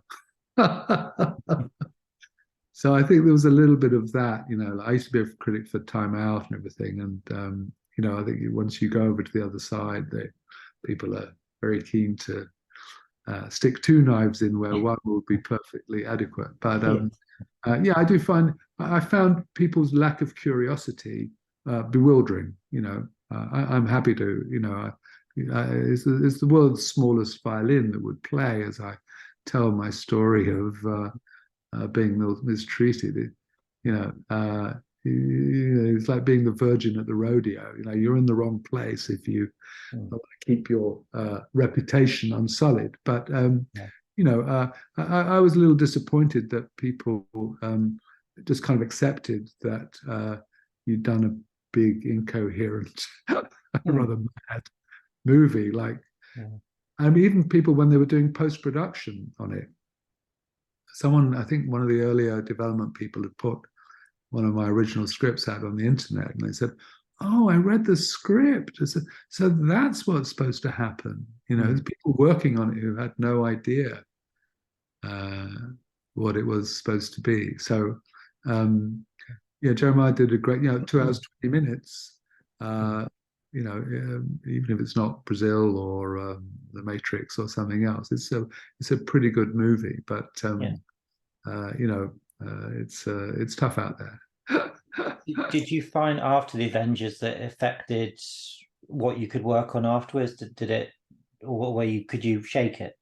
It didn't really have much effect on me. I'd been working on stuff for a year or two anyway. So I was booked up, and it affected Jeremiah because he was the director takes the credit or indeed the blame. So it very much affected him, and he found it hard and almost impossible to raise any money on himself. For me, I mean, I work with when I did a script for Terrence Malick. I did a script for Martin Scorsese. After I did a script for Steven Spielberg and Oliver Stone after that. So I just carried on working and doing my stuff. People had read the script and they thought it was a great script. So it's like it's more common than you think. I mean, people in the creative world, they know. Because you were able to get your version out there. Your script was there. It wasn't getting out there. People had read everyone reads the scripts. Yeah, but the film, of course, the uncut film. They know. Yeah, no one saw that. There's a kind of omerta amongst. You don't. It's not like I don't go calling up Philip French and say, "Oh, you've made a terrible mistake. You should." You have to. You get paid and you sign the contract and you surrender your rights. It's like if I've got to be writing novels or writing about gardening or history books or something. It's not. No one compels you to go into the bad world of the movies, but it's a very brutal process. Often, it's a drag. It didn't affect me as such, but it affected my sort of confidence in some elements. Yes, of course, but not really. I kind of knew the bets I'd taken, the writing bets, were pretty good bets. It's not the same as having a great movie or even a good movie. That's a very different thing, and it's a very rough ride making a movie, a big movie. Very, very brutal. My son works as an assistant director, and he sees the way directors are trapped, on big movies, and it's not pretty. I always say, as a writer as well, it's like you're trained to be a heart surgeon. I never trained. I never trained, but it's like you're trained to be like a heart surgeon. And you end up operating in the back of a speeding car with a rusty cannon, with a you're full of laughing gas, and the patient is trying to hit you as the doors fling. You're not. Your expertise and your sensitivities are. The task is usually done in different circumstances, so often very brutal, and you're not at your best. But that's. So even before the Avengers came along, you were kind of used to things having to change in your previous work, so you kind of were aware. I won't say used to. Yeah, I mean, you accept that there is a. I mean, I think at first I thought, well, I'm not going to. Well, why would you want to do a movie of the Avengers? But of course, once you think about it, I thought, oh wow, I see what I could do. I mean, I wouldn't have done it unless I thought I had a good idea. I thought I did have an idea, and I did do a good idea. Just the good idea didn't get to the screen, So that's unfortunate. But and obviously, if people say, "Oh, that was terrible," I always, even when I was a film critic, I always hated that thing. Oh, terrible movie, such a bad movie. I always hated that because. And even commercially, it didn't do that badly. There's like big movies out I didn't like the amount that Sicario took in this. It was a fantastic movie, but it didn't take much money. You know, No. strangely, the Avengers didn't do badly. It didn't do what they wanted by any means. You know, about half as much. But you know, it kind of they call them like 2-week wonders. You know, all the most of the movies now they don't even last 2 weeks. No, So it's Um, very you know, and really great films that you love turn out they take maybe they're struggling to take $1 million at the box office. You know, Particularly these days, it seems to be very difficult to make yeah, it to have a yeah. success. Yeah, so I think I mean I still get royalties from it, you know, every few months, so it can't be doing that badly, you know. Yeah, Warner Brothers accountancy is a wonder in itself. That's more surreal than any scenario I could write. The Warner Brothers accountancy methods. Yeah. That really is worlds within worlds. But Yes. I had a good go at the Avengers. I did it with love. I did it with a sort of passion for the TV series. I thought I took a number of bold things that would both pay homage to the original series in a very loving way, Yeah. but also sort of send it into some other things. Unfortunately, you know it's it got clobbered on the way. So Yeah. that's Yeah. I When you wrote the script, did you have actors in mind for playing it, or were you kind of writing it a bit? no, I didn't. Well, I did have in a dream way, Rafe and Uma, but I actually thought it was uncastable. Hmm. That's why I did it. So I thought they'll never be able to cast this. Yeah. Who would you get to play these people? I couldn't think of anyone. There's no Americans who would play it. No. I thought we're not going to get someone like Ray Fiennes. He doesn't do, you know, this sort of stuff, you know. So I genuinely thought it was unmakeable when I wrote it. You know, I just thought I'd do the best and just to show them that you could do a great script out of it. I couldn't see how you could cast it because the people you might want to cast wouldn't be able to open a movie, you know. So I just thought I'd write it as expensively and as dark and as perverse as I could.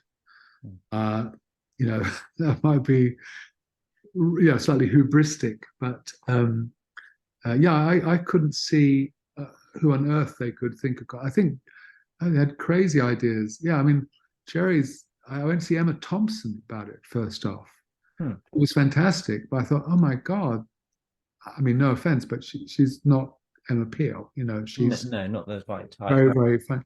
And I know that they offered it to Nicole Kidman. Yeah. And because she got offered everything because she was married to Tom Cruise. Yeah. And then, interestingly, to Gwyneth Paltrow, who was going to do it. She could have done it, yeah. Yes, because she's very good at doing British English.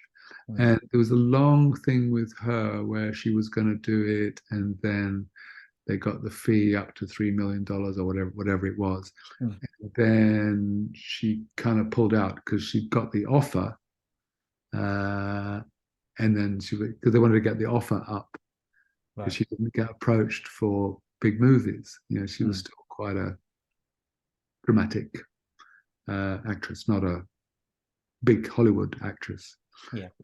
So her agents did so I thought she would have been great, but I thought Uma was fantastic because Uma's slightly nuts.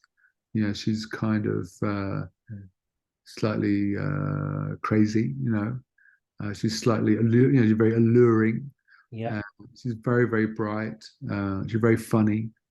She's not like the sort of Uma in movies. You know, she's very, very smart and funny and bright and witty. So I thought, yeah, like why not? Like, you know, Uma Thurman in a leather catsuit. You know, let's do that. You know, and Rafe was of course fantastic, but you know, it's I literally thought it was uncastable. Yeah. Because Patrick Macnee and Diana Rigg, they were the parts. The parts weren't really written. You know, if that makes sense. I mean, obviously they were written, but they filled the parts. You know, you'd have had other actors who just have been very plodding kind of.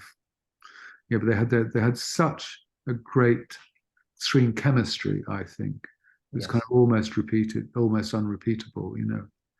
Mm. I think a lot of that was Patrick Macnee, who knew intuitively how to let her win the scenes, Mm-hmm. let her sort of youthful energy and confidence shine through. Mm. And we can argue whether Rafe and Uma had any chemistry or right chemistry or whatever, but I think Patrick Macnee and Joanna Rigg had such great chemistry. I suppose they were always going to suffer by comparison, weren't they? Yes, yes. But that was the thing. That's why I thought, like, you basically you just keep it fast and simple, and a revenge, kind of keep it going, and then at the end you find, oh my gosh, she's not nuts. She was really being framed, and where you go, Yeah. And you kind of imagine them sort of coming together, maybe for this Avengers Part 2 or something. I don't know. Well, I was going to ask, was it kind of conceived as maybe this was the first story and there might be others? Yeah. Yeah, and that again, that's why I thought you try to introduce who killed Mr. Peel. Yeah. What you do as a second one, I don't know. We were even discussing it as we were going along because we thought it was going pretty well. So you had some ideas that were kind of being thrown about. Yeah, I mean, well, obviously you have all the other events. I mean, I think I'd made such a bold thing with the first thing. It was obviously it would be difficult to have been surpassed that with the second one in my own. But I thought if it had worked with the two of them and it was popular, yeah, we definitely were. Even Warner's was discussing about doing another one, and they'll just do it again, in a couple of years' time. I mean, whether I would have been involved, I don't know. No. It might have had, Tom Stoppard or someone. Yeah. You know what I mean? Which isn't such a bad idea, getting Tom Stoppard to do, but that's another. Yeah. I was more available than Sir Tom, but yeah, it's it's a shame how it worked out, and obviously I feel for Jeremiah receiving the majority of the sort of lazy press coverage, and I think everyone got slated, didn't they? But I mean, I think when they smell that something isn't right, or that they just attack everybody. Yeah, Rafe and Uma and everyone. Yeah, I won't say it didn't bother me. That would obviously, you like to be liked, but I knew that it was not to do with my version of the thing, and you just have to suffer in silence, So I'm, but as a result, obviously, I'm always keen to I always think something with Sean Connery in a teddy bear suit, it can't be completely without value, No, I mean, there's not really much behind the scenes footage that I could find in prep for today, but there was a very short interview with Sean Connery. He was talking about his outfits, and he seemed to be quite sort of joyous about the teddy bear outfit. Yeah, he was. I worked with Sean twice. I worked with him on this, and then I did work with him on Entrapment, which he did afterwards. So he liked me and like my writing and so forth. And that was fantastic. But there's even an Emma Peel bit in Entrapment because it's Catherine Zeta-Jones going through these lasers or whatever to steal the jewel thing. I thought that was like an Emma Peel sequence we just put in there. Again, there's no dialogue in it. I didn't want lots of dialogue. He was very much into it, loved it. He wanted to be like Oscar Wilde, just kind of very flamboyant and rather camp, and but thoroughly evil. So, I think it's a very good role of August de Winter. I think it's brilliant the way that Sean Connery delivers the lines, and there's this lovely speech when he first meets Mrs. Peel, and he's ranting, and then he says, "Well, he hears the bell for tea," and he gets tea. He was great, and he got it, and the way it was supposed to go. Yeah, he was so charming and like Sean, in fact, like charming and irascible, and then really rather malevolent. and murderous. So that was, so he enjoyed that. So yeah, it was all going well. Mm. The rough cuts and everything else. We were everyone was thrilled with it. So the rest, as they say, is history. But as I say, it's difficult to play. As I say, Barbie could have been like that if it tripped up. Yeah. When everyone's looking at it, they kind of, some people really want it to fail, and they're going to be taken apart. And actually, you can see in that film, just discuss Margot Robbie and Ryan Gosling. I just cannot see who you could have done that film without those two people. I know exactly what you mean. Yeah, they're made for those roles, aren't they? Really? Yes, and very, very good at it. And again, I thought when I saw it, I thought they would have done that like I did the Avengers as a kind of an impossible script that you couldn't do it. Yeah, you're going to do it, you'd have to do it completely on their terms because you couldn't change it. The concept's too crazy, and expensive and whatever else. But they had, with the Harry Potter producer and Margot Robbie as the producer, and loads of other people. They had enough strength to pull it through, and the result is a $1 billion movie. Yeah, but at the same time, the Oppenheimer, the other part of the summer double bill. Warner's managed to piss Christopher Nolan off because they put his last movie out on HBO Max, as a streamer movie. And they put Dune out as a streamer movie. So there's, so it's not me that they, Oh no, they're all for everybody. Christopher Nolan had done how many 3 Batmans and Interstellar, and all Warner's. He was the golden boy, and he just said, "Are you kidding me? I'm off. You can't treat me like this." So, it's again, I'm not comparing my fate to his, but the certain patterns and themes emerge, isn't there? Sort of with loyalties, and I know William Shatner, who directed one of the Star Trek films. He, a few years ago, wanted to do a director's cut of it, and you would have thought somebody who had bought so much, and they told him to get out. He wanted $100,000, which to them, considering what Star Trek's brought in, was nothing. And again, I can remember this feeling, which was you have to be realistic when you go into I could be doing fringe theatre or novel. You have to be realistic. It's hard to get asked by Warner Brothers to do stuff. So when you think about it seriously, you think, okay, I'm going to take this on and do it. But it's the amount of strength you actually need to pull it through is quite formidable, and it's not just right. I always say you get paid $10 for writing the stuff, and then the other few $100,000 for putting up with the occasionally murderous intent that people have on you. It's very it's a tough game. It's not the writing that's the problem, it's the everything else is really eye-opening. And what I was going to say was I had been quite cynical, as a realistic and quite cynical. I thought, well, they're going to want this to make money, right? That's in the end. I'm not forcing them to make it. I get paid whether they make it or not. It's like, it should be this great unmade script they couldn't do. But to my amazement, they did make it, but then they changed it. Okay, that's fine. But then as the process went on, I realized,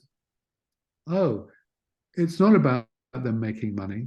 It's about controlling their different sort of power bases within the studio. And I couldn't believe that.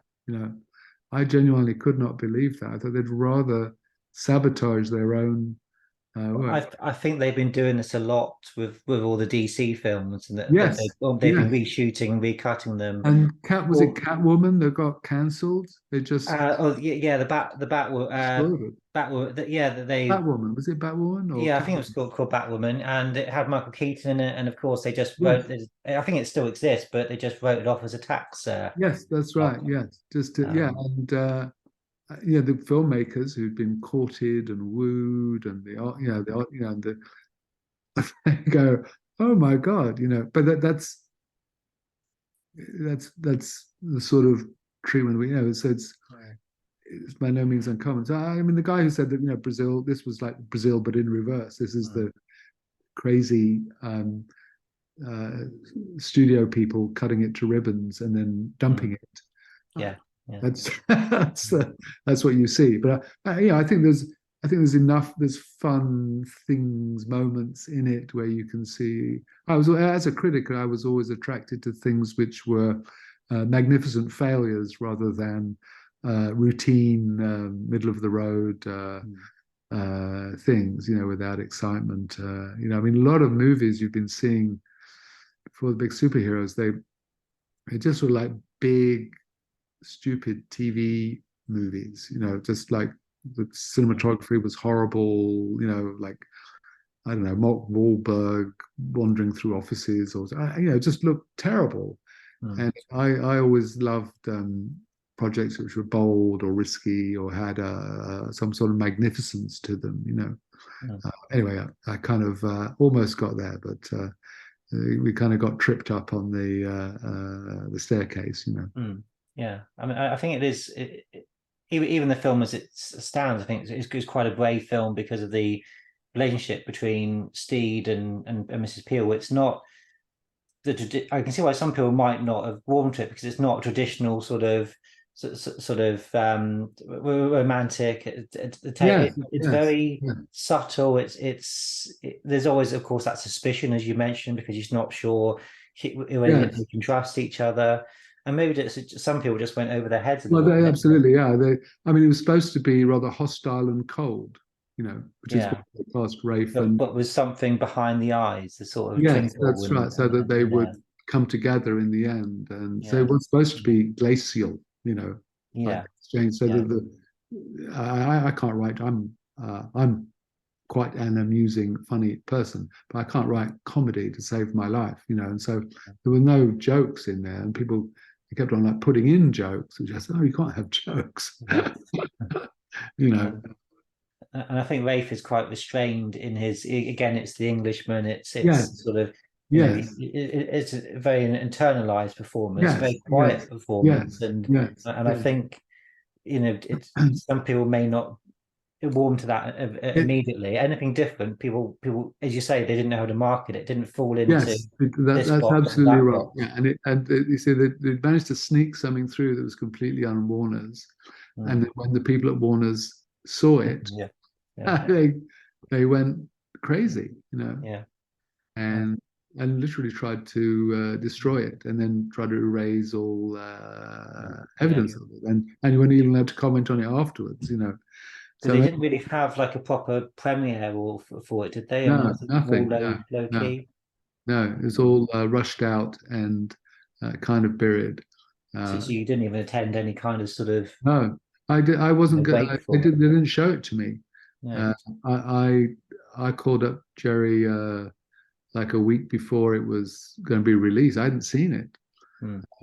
And I said, like, I can't believe they're going to do. And he had words, and they put on a screening for me the week before it was released. But no one else was allowed to go, and he got it done as a favor. I mean, that's how we were already kind of off the lot, as it were. We were, because there wasn't any reshoots, was there? It was just purely cutting. There were some reshoots, but not. I remember the guy Terry Semel, who was in charge of Warner's, who had loads of successes. He had this big meeting. He was trying to solve it. He said, "So this is a spy movie, right?" Like I don't know. You put your money into it. No, it's not a spy movie. It's a surreal revenge movie. But by that point, it was. They couldn't even. So what I realized was he'd never even read the script. He'd put like 50 odd million. He'd never read it. I don't think he'd even read the coverage on it. So, and what I realized later on was that they were concentrating. The people in charge were concentrating more on the stock price and trying to get the studio ready to sell. you know, so they took their eyes off the business, which is what they've been doing recently at Warner's, you know. So Yeah, Barbie was the kind of one that yeah, went through, and yeah, they pissed off Denis Villeneuve with Dune. Christopher Nolan walked away. You know, I mean, it's but you're not allowed. The guy running Warner's now, who was in charge of Discovery, making shark videos like a few years ago, you know, he appointed a guy at CNN who's like this was this complete disaster, like ruined it, and they've but that was his appointee, you know. But you're not allowed to say that he made a stupid decision.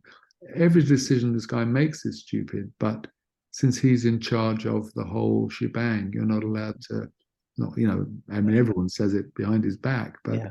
But so it's a strange world. Warner's is a great studio at its best. It's a great studio. You know, the all the Clint Eastwood movies. You know, everything they've done. They do what they do well. And Barbie, I had to laugh. Everything was like pink and girly and everything. yeah. I thought, oh my Lord, you know, oh my, they've had a real, well, they had a toy company, you know, behind that. So, Yeah.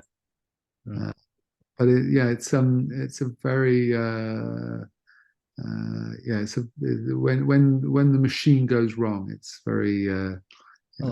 success has many parents, but failure is always an orphan, you know. So Yeah, that's right, isn't it? Yeah. yeah, Um, I don't know what it is, but why the wrong people end up in charge. Maybe as a writer an observer of human, yes. Well, motivation, you might have a theory on in that. my case, it's to get too personal, but in my case, there were very good people who were having a sort of a power battle, and the people above them were not paying attention, and so the whole thing kind of slid Yeah, for 2 or 3 years, in fact. You know, and you can see like in the DC universe, you know, it kind of slides their decision making process. You know, yeah, some of those movies you would think you would never do those movies. You know, no. And you get somebody that does it well, and the yeah, first thing you do is they dismantle, discredit, and get them out the yes, door. that's right. Now they've got, I think it's James Gunn, I think, who did the one that was a hit. He's going to redo everything, and so it's a very stressful. I wouldn't want his job. No, no, it's No, very no, difficult, no, no. thing That's to right. do. Yeah, Um, it's like being a footballer going to work for Manchester United or something. It's not you're taking I think, over from Ronaldo or saying it's not I'm taking over from Alex Ferguson. You know, it's not an enviable task. But I mean, I hope that, you know, people will look at the Avengers, the movie, and find what's lovable in it, find what's interesting about it, ask questions. Hopefully, if Jeremiah is still alive, in a few years' time, Warner's will relent and could have a new life. But we'll see. These crazier things have happened, but we'll just have to see. what do you think of the Richard Donner cut of Superman 2 that came out in 2006? And Yeah. of course, the Justice League, that seemed unlikely. So, Mm. and there's a big campaign for Superman 4 to be restored. Another Yes. Warner Brothers property, strangely Yes. enough, that Yes. was Yes. Yes. disassembled. Yeah. So there's always possibilities, and Yes. just to sort of focus on perhaps some of the nicer qualities as we end it. Do you have favourite moments from the film as it stands? Scenes that you think, despite all the pressures, turned out very well? Well, yeah. For me, it's like seeing a much loved child in crutches, and A bit difficult to it's, it's I take it. adore it, Yeah, but it would be yeah, hard to yeah, say that the dance steps are as I yeah. once thought they would be. Mm, yeah. It's a uh, it's like a beautiful vase that's been thrown on the floor and stuck back together by Mm. people who never had a picture of the original vase. So, Yeah. uh, yeah, I mean, I like Emma. I like Steed.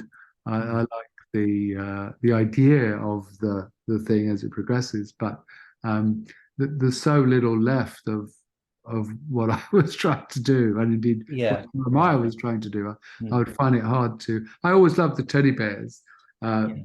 because Yeah.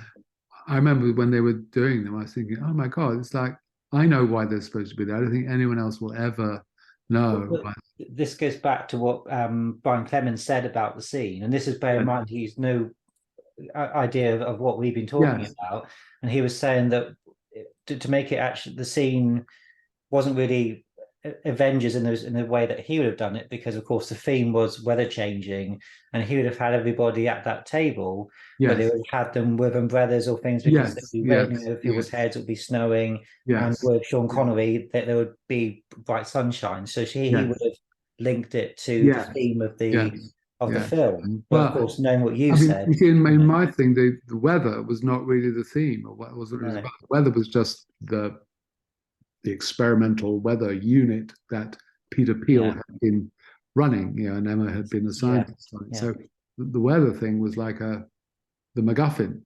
Yeah, just the hook, wasn't it? Yes, Yeah, it was like yeah, it was just to get you, it was to confuse and baffle people. But they yeah. managed to make that into, I'm uninterested in that.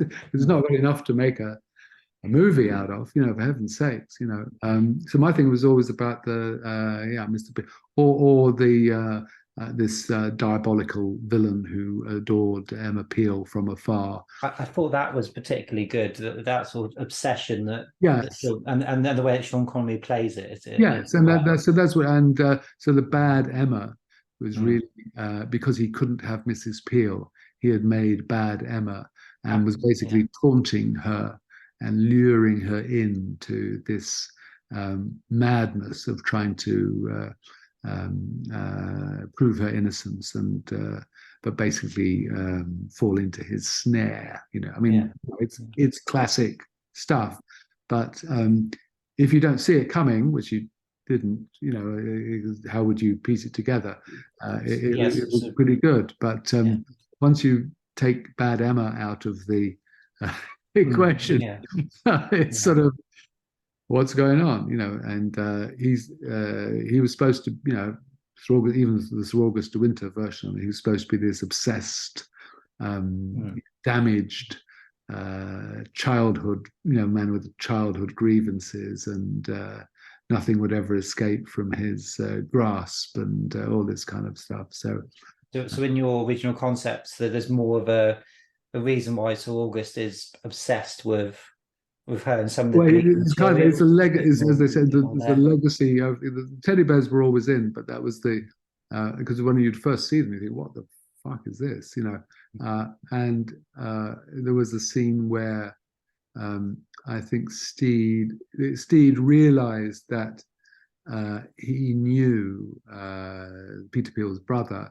and they'd been in the Tempest together at school, and they find the attic with all his old toys, Mm, including the teddy bear, including the snow globes, including all sorts of Prospero's outfit, and all these kind of things. mm, Uh, so the teddy bears were basically up in Sir August's attic. yeah. That he had always quarreled with his brother over so they loomed large, that he would always have the most resplendent teddy bears, Mm, having killed his brother. So it's, yeah. I mean, it's. I thought that was pretty Avengers like Well, myself, but yeah, yeah, well, yeah. You say with the context that kind of is yes, yes. it is So lost, but I wanted it to be funny and macabre and sinister. yeah, because Um, I think it does work rather well because you have these obviously cute creatures and they want to kill everybody. yes, So that is very, although you lose yeah, perhaps some of the placing where it should be in the film, nevertheless, it is very yeah, Avengers like to have something that's yeah, completely yes. left field. Yes, I mean, because again, for me, as I say, it was supposed to be like icy cold, glacial, Mm. like a Fincher movie or a Jean-Jacques Benique's movie, or indeed the Alex Proyas ones, Mm. really kind of glacial and no emotion or cuteness or self-consciousness of the ludicrousness of the situation. It's very serious. Yeah. Obviously there'll be a few smiles in there, but the whole thing would be a kind of a surreal joke, rather threatening. Yeah, yeah. It's that sort of, Dead of Night, with the ventriloquist's doll that takes over Michael Redgrave, I mean, that was fantastic, It was that kind of feeling that I was going for, something which is kind of ludicrous, and you can't really believe a ventriloquist's doll would take over a man, but Michael Redgrave, he was fantastic at that. So I always had that kind of idea for a villain who is almost enthralled to his own obsessions, and of whom Mrs. Peel was, of course, the primary one, the possession of his brother. And of course, having Uma Thurman play it, you could believe that somebody would be obsessed with somebody as beautiful as that's why she was cast. Yes, yeah. Nick Mayer found her, and he wanted her. So he kind of cast her, and so I think better than Gwyneth Paltrow. Gwyneth Paltrow is slightly earthbound in a way, but Uma is slightly on a slightly different dimension, We'll play that bad girl version perhaps a bit better than someone like Gwyneth Paltrow.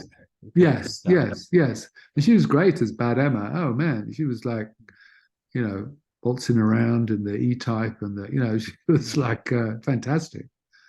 She looked so great, Uma, and she was really going full tilt.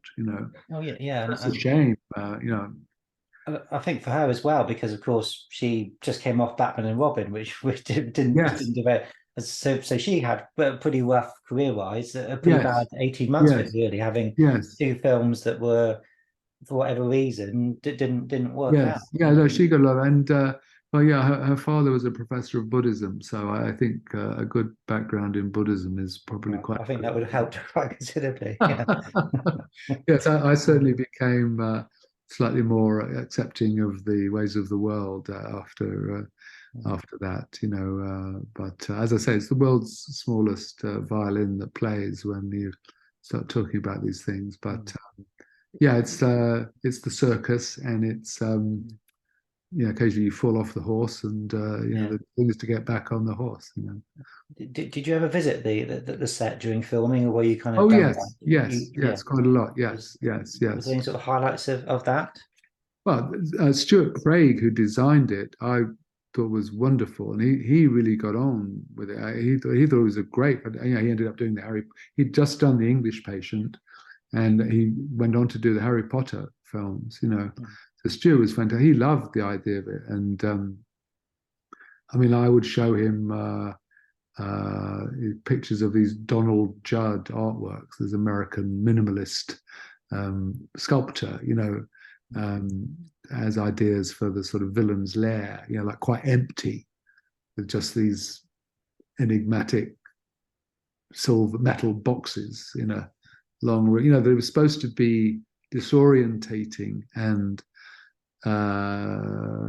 something that wouldn't really give you much. It would be mysterious and rather sinister, this world that they were in, rather than full of dials and, things. So it's supposed to be really like they were stepping into sort of an artwork, a rather sinister minimalist artwork, which of course he loved, and managed to do in the end. But obviously, so he was great, and really got into the idea of this London world, like a sort of Magritte world, where you just had beautiful, but there was no traffic and no bad areas, and there was just occasionally a nanny would walk across with a big pram, and so you were really kind of out of time and out of space. There was no reality there. Again, you can imagine, kind of. So he was great. So everything he did was fantastic. The director of photography, Roger Pratt, was fantastic. Even the assistant director, was fantastic. He worked with Stanley Kubrick, and so you cannot complain about the team they got to work on it. They were terrific. You have people like Vic Armstrong doing the second Oh unit, yeah, I and mean, very established people. oh my gosh, yeah. I mean, he was like, I didn't see his things that he was doing. Obviously, he was hard at work somewhere else, but yeah, I mean, they really got like a team of technicians and heads of department and everything. And I mean, there was a real creative thing. I think from the crew, again, majority of whom were very British, and my age, and who'd all loved the Avengers. For all of them, it was this kind of work of love. They all loved the script and the ideas, and the sort of adventure of it. So, yeah, I mean, Stuart was just colossal. But so all that was great. But I remember like when they would be doing scenes in the daylight, I was going, "Oh my God!" Like this is, anyway. Well, yeah, I mean, I think it's a very well-made film. I mean, obviously from the costume to the sets. I mean, Oh particularly my gosh! stuff Yeah. set in the snow. I mean, it's Yes. very Yes. Yes. cleverly done to Yes. replicate Yes. central London and all that sort Yes. of thing. Yes. Although I never wanted that, but that's a whole other. No, but I never yeah. wanted like we wanted Big Ben, and I thought, oh God, please no Big Ben, Anyway, anyway, I was. Start getting stereotypical sort of things, Yes. aren't we? But Yes. because your idea is more of an art film, then they start to expand it and see a summer Yes. release. And Yes. whereas actually what they should have done was released it in a smaller slot, the film being successful, then the next one you put in the summer. Yes. Yes. Wanting to run Yes. before they can I walk, mean, sort of thing. It's a Avengers was a TV series, was a super successful TV series, but it was a cult TV series. Yes. The film, I thought, you should just do it as a cult movie. Big budget, that's up to them. Like I'm not going to quarrel if they do it, but I thought you never make this as a mainstream film, because it's not. It's a cult. The original material is a cult thing. It makes no sense. It's like there's nothing going for it other than as a cult aesthetic. So do you have to write a bit to budget, or do you? Well, I can't complain. Well, they just took my stuff and would tear bits out, or they make them daytime instead of nighttime. That's what I couldn't. So you adjust a little bit to yeah, I was powerless, and they would put in jokes which I didn't want, and So when they were doing the reshoots, who was sort of writing that? Was it kind of again? They brought in another writer whose name who had also been trying to fix U.S. Marshals, but he said he had no idea. He said he liked the movie and had no idea what you would do. So I ended up writing it with him, and he got the fee. Right. So he was just fine. He thought it was great. He said, I don't know what they're wanting to fix here, but I'll take the money. They didn't do many reshoots. It was just sort of continuity and a few bits and pieces of dialogue and things, but it wasn't much. But they definitely got a guy in to try and like make more sense of it, and he'd already not made any sense with the U.S. Marshals, so I don't think it made much. He wasn't that bothered. Oh dear. Yeah, he liked it, Yeah. Well, one thing I did hear was that originally Michael Kamen did the score for the film. Yes. I don't know if it was ever recorded, but I know he had to pull out when the changes happened. Yes. I don't know exactly, because I think by the time they were doing the music, I was not. You were not there. No. But I know he was always around and super involved, and then he wasn't. Yeah.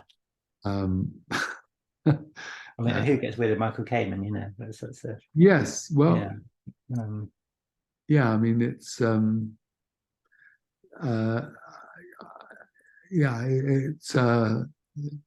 what can you say? Yes, indeed. Yes. Who Heathrow finds badly and Uma Thurman, but it's You know, Mm. it's I think the music that there is, the music is quite good. I yeah, think Joel McNeely did the music, and he did, yes, of course, stuff on Air Force One, some additional bits, yes, and lots of other things. So, and it's quite a sort of subtle score that's underneath. And I'm quite a big film music fan, so yes, it's there, but it's quite subtle. It's not yes. overly in your face, just like the rest of the film. Well, I think yes. I mean, It's more yeah. subtle. I think by the time he would have been involved, there would yeah, if he would have earlier on. He might have been doing a sort of symphonic work of 2 hours 20 minutes, and he's doing a kind of short version Yeah, by the end. So there was no real. There was no. They just cut everything out. And so there yeah, was nothing to build. There was no musically, there was no no, time for music. no. It Mm. was just, they were just covered it in music. There was no time for him to do the score, I don't think. It was Mm. just, they cut and cut and cut and cut and cut. I mean, Yeah. and Nick Audsley, the editor, had a terrible time, because he'd cut the original version. And I suppose at least he was, he had the original editor cutting it. I mean, as awful as it sounds, when they took Superman 4 apart, the yeah, director said, well, okay, let me have a bit of money to reshoot it, we'll re-edit it. And I said, no, no, no, just take 2 reels out. We'll tell you which 2 to take out, and we'll yes, release it in 2 months' yes, time. So yes, yes. the Avengers had a bit more of a luxury Yeah, so in comparison. yeah, it didn't seem like much luxury at the time. No. But yeah, I mean, I was around people when they were doing other movies, and they would be doing the Batman films right up to the moment, and Mm. they'd locked the movie. And I remember being with people like a couple of days after they'd locked the movie, and I said, "Oh, well, you seem really sort of sanguine. I know that was a difficult cut." And they said, "Well, you crossed the Rubicon. What's the Caesar's phrase? Well, the dice has been thrown. Mm.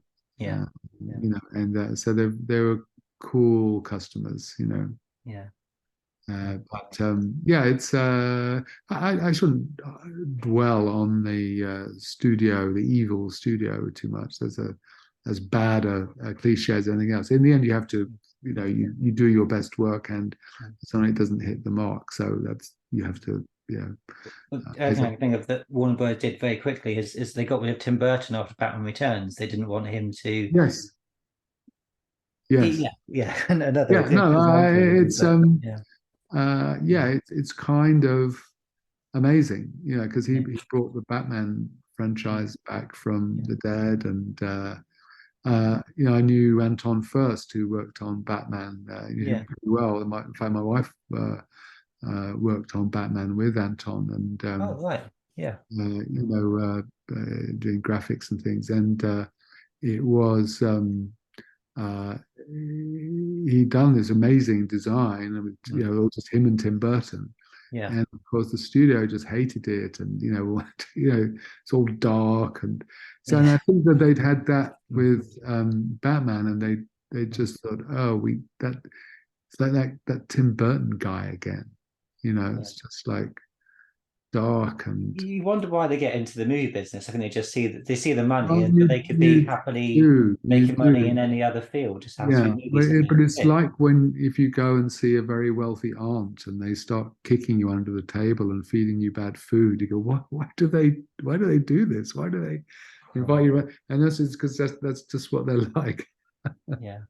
Oh dear. Well, They're we'll not just like that everybody, but yeah. it's yeah, when it gets tough, yeah. Yeah.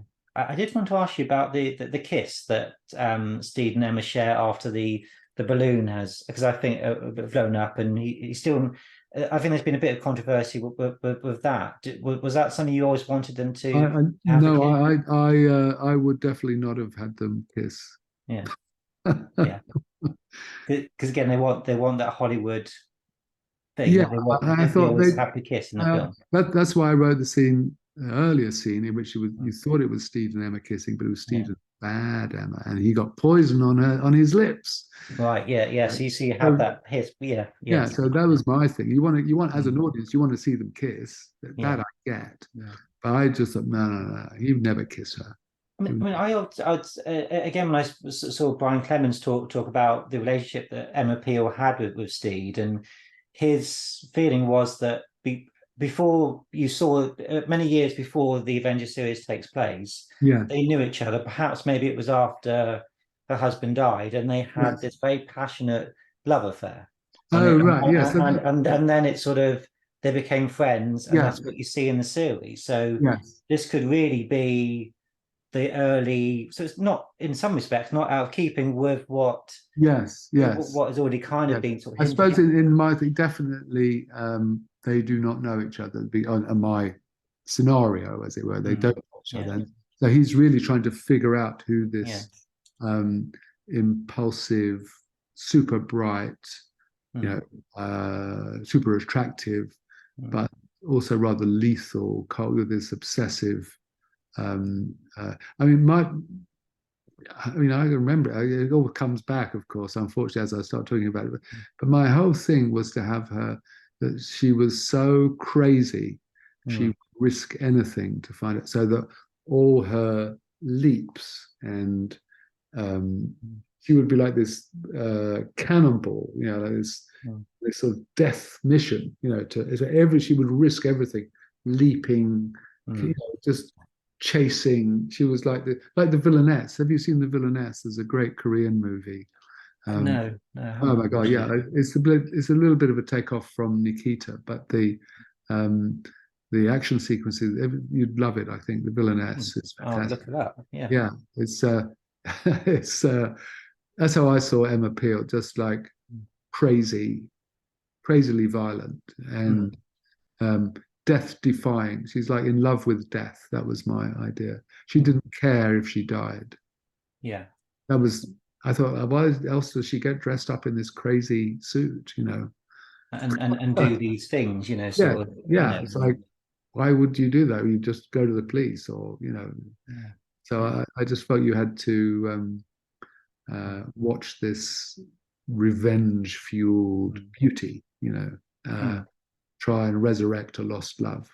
And obviously something that would have been out of your control. A lot of the fans would have liked Brian Clemens to be involved with the film, maybe as an executive producer. Do you think there was a conscious decision to sort of, that is the old show, this is the new, and we want to make the event, but we don't want to make it too... I think there was that, definitely. I would have thought from Warner's, I knew, well, I've never met Brian Clemens. I know very well who he is, but I think the response would have been Brian who. Yeah. It not internationally known, but I mean, like on the Marvel things, which I do, Stan Lee was given all the credit. I mean, Jack Kirby and Rick Steranko, all the artists had to sue him for anything. They invented all the characters, did all the artwork. Stan Lee was like the guy in the office, So all those, so it's like it's an old story. I think it's also credited on the film that the Avengers was created by Sidney Newman, and of course he had an element to it. But as we've already discussed, the Avengers evolved naturally. Yes. I think he was head of drama at, was it Granada or ITV? I think he would have been at that time at ABC. That's right. Yeah. He was Canadian, I think. Yeah. And she also grew the original Avengers, the Honor Blackman one. I mean, it grew out of this series of drama. I'm old enough to remember those times where you'd have these like armchair theatre. You'd have a sort of like a Pinter play going on. And so it was, the idea of what you could do with drama was much more Catholic and various. Whereas, like, so aesthetically, you could watch, like you'd watch Danger Man and the Avengers and the Newcomers and Coronation Street, and there was quite a big range of British drama then. A lot of confidence, a lot of confidence among the writers. And a good producer was basically someone who could gather a bunch of writers around them and then go in and fight for them, and then keep all these other executives off the writers, Yeah, let them do their yeah, thing. and Brian Clemens in the Avengers is a classic thing of that. They did such fantastic work. Such fantastic work under huge pressure. I mean, like what, 26 episodes? I mean, yeah, I think 33 was the last. Yeah, I mean, in the Forsen series. That's a lot of stuff. And as a showrunner, of course, he was. There was lots of different writers they had, but he would always do at least a couple of passes on each script. Yes, mad how you do that, really. Yes, yeah. So I mean, he was. People are working at pace, and they do a lot of their best work. And the momentum is what makes it. The momentum, the confidence, the absence of interference. So often the lack of time actually helps you.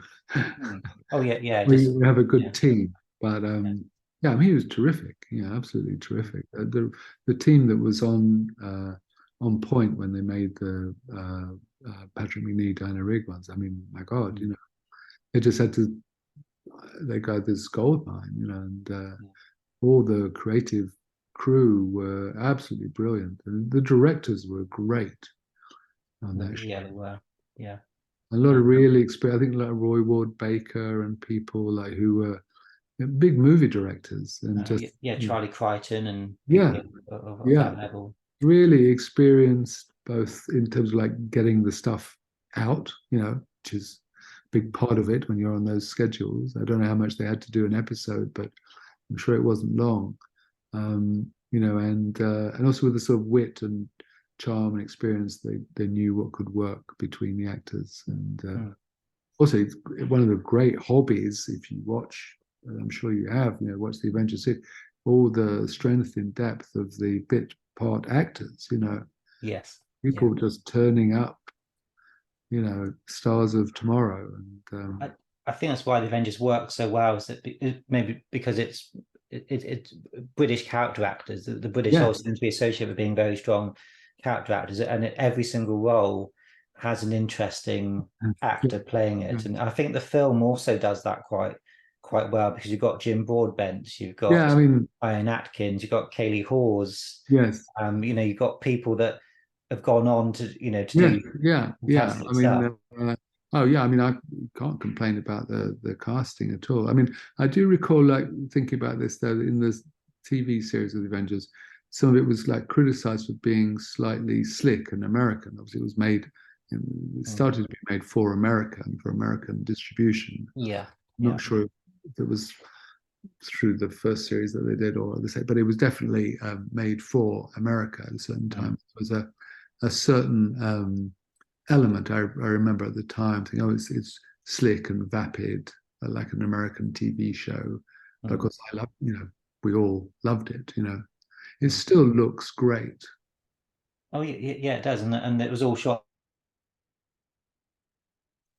on film, of course. Big stuff onwards, and it always being released, and it's always on TV, so it has this sort of always be around quality, won't it? Yes, it has a sort of glow, which movies had and have. So I mean, if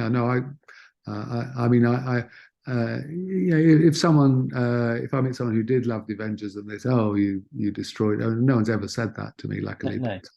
It's sort of I would be very sad, because it was made with huge amounts of love and respect and passion. Just that, those are not always qualities which survive a rather brutal process. But there's something there, but it could have been so much more. Even if it just made sense, that would have been. Even if it made sense and people didn't like it, that would have been one thing. But I suppose still quite gratifying to be a part of the Avengers world and to be. Yes, I mean obviously it's a kind of mixed bag, you'd have to say, but it's it's when people interfere, it's you are kind of defenseless, and when they keep on interfering, it's it keeps on. So it's Yeah. it's like having a well-loved child with a limp. You know, it's kind of your heart tugs with every step. Yeah. But Yeah. you know, that's Um, as I say, that's alas, that's show business. You know, we're oh yeah. Shakespeare wrote a few Duff, plays. You know, the Comedy of Errors doesn't work so well every time. You know, so I'm quite happy to have a sort of failure like that on my hands. Well, But we can't win them all, can we? You know, no, no, no, I wouldn't it's mind winning something. one. No, it's a. I hope people will,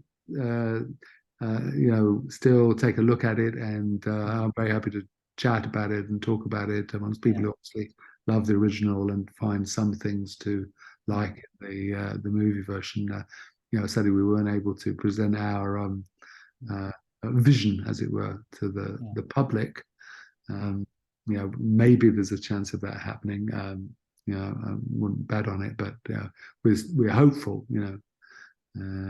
Jeremiah's been much abused, alas. Very, I kind of pass without comment, generally. Yeah. But Well, I'm speaking to Jeremiah in a couple of weeks' time oh, great. that. So I think it's, obviously what I'm doing is very small, but nevertheless people might see it, and Yeah, no, might sort of, absolutely. Yeah, no. it keeps Jeremiah, it going, doesn't it? Jeremiah deserves a second chance. He was put in director's jail. It was very unfair.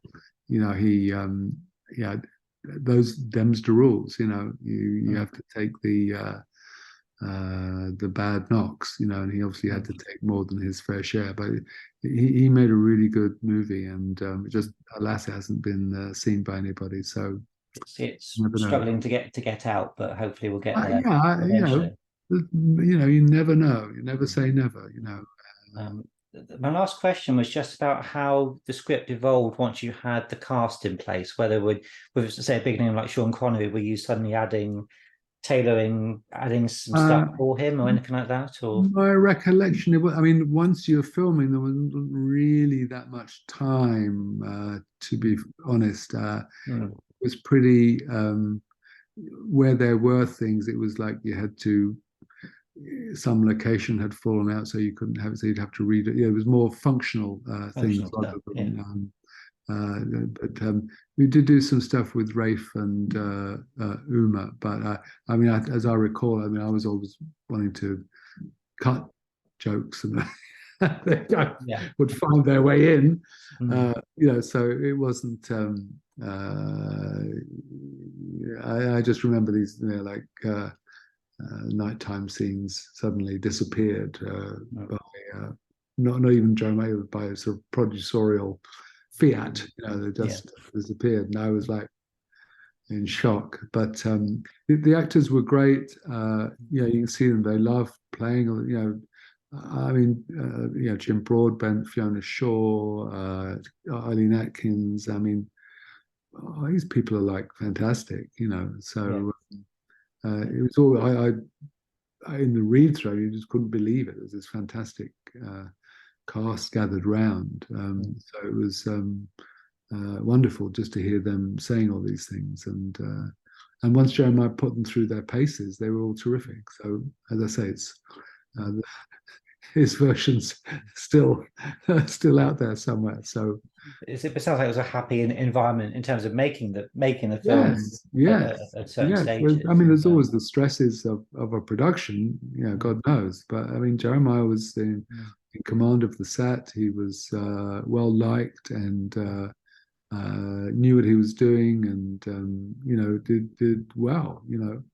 And he had the A team of technicians around him, and they respected him. So it was.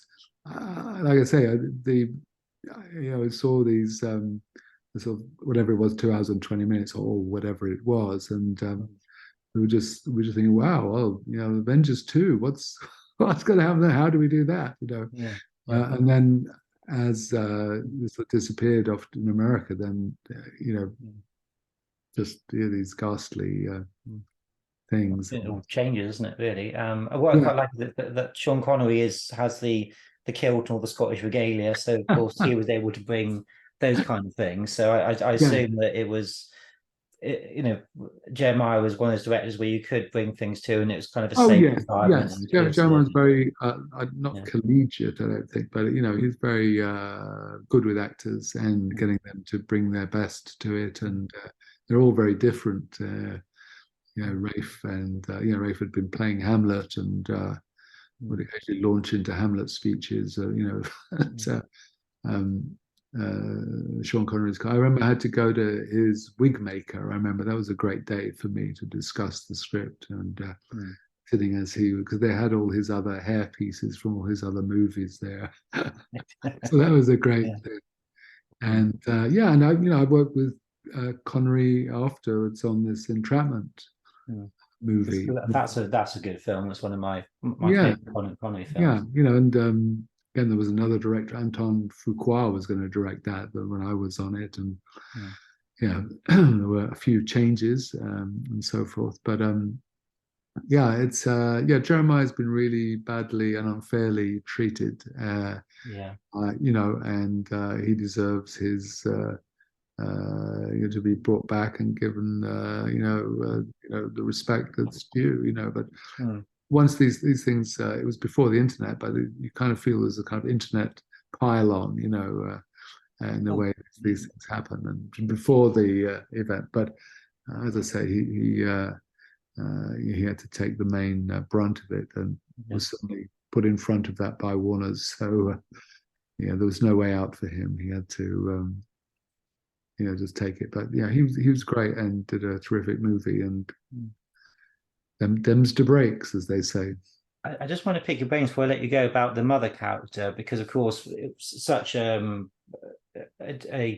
presence in the Linda Forsen series, Mm-hmm. and you've got him, of course, in the bus, which of course is a homage to the original series. But he seems to be doing a bit more in the series. Was he kind of watered down a little bit because of time? The mother character seemed to be a bit I think flatter. the mother and father were Yeah, more. I think in the original thing, slightly more. Again, manipulative and cold of the thing. I mean, yeah, basically, in amongst all the cups of tea and the macaroons and all this, mm, they're basically uh, giving Steed a was they announced, I think, as I recall, basically found out what she's doing. Is she nuts, or is she guilty, or is she nuts? yeah, And if she goes off the track, you're going to have to get rid of her. You know. yeah, Uh, so I liked, I mean, Jim Broadbent giving those kind of circumlocutions to mm, basically a kind of Tigger Tailor Soldier Spy kind of mission. It's yeah, sort of very funny. And Fiona Shaw was terrific. I think the bits of hers thing were cut out, but yeah. again, it's fair to say the studio executives, when they came to look at the thing, did not appreciate the finer points of Jim Broadbent. That's why I thought it seems a bit sort of Yes, squashed a bit in yes, terms of their yes, their characters. yes. And Um, again, the thing of them, I'd forgotten the thing of them being on the bus, but obviously it doesn't really work unless they are um, allowed to have the time to develop, like two or three, so it's, yeah, yeah.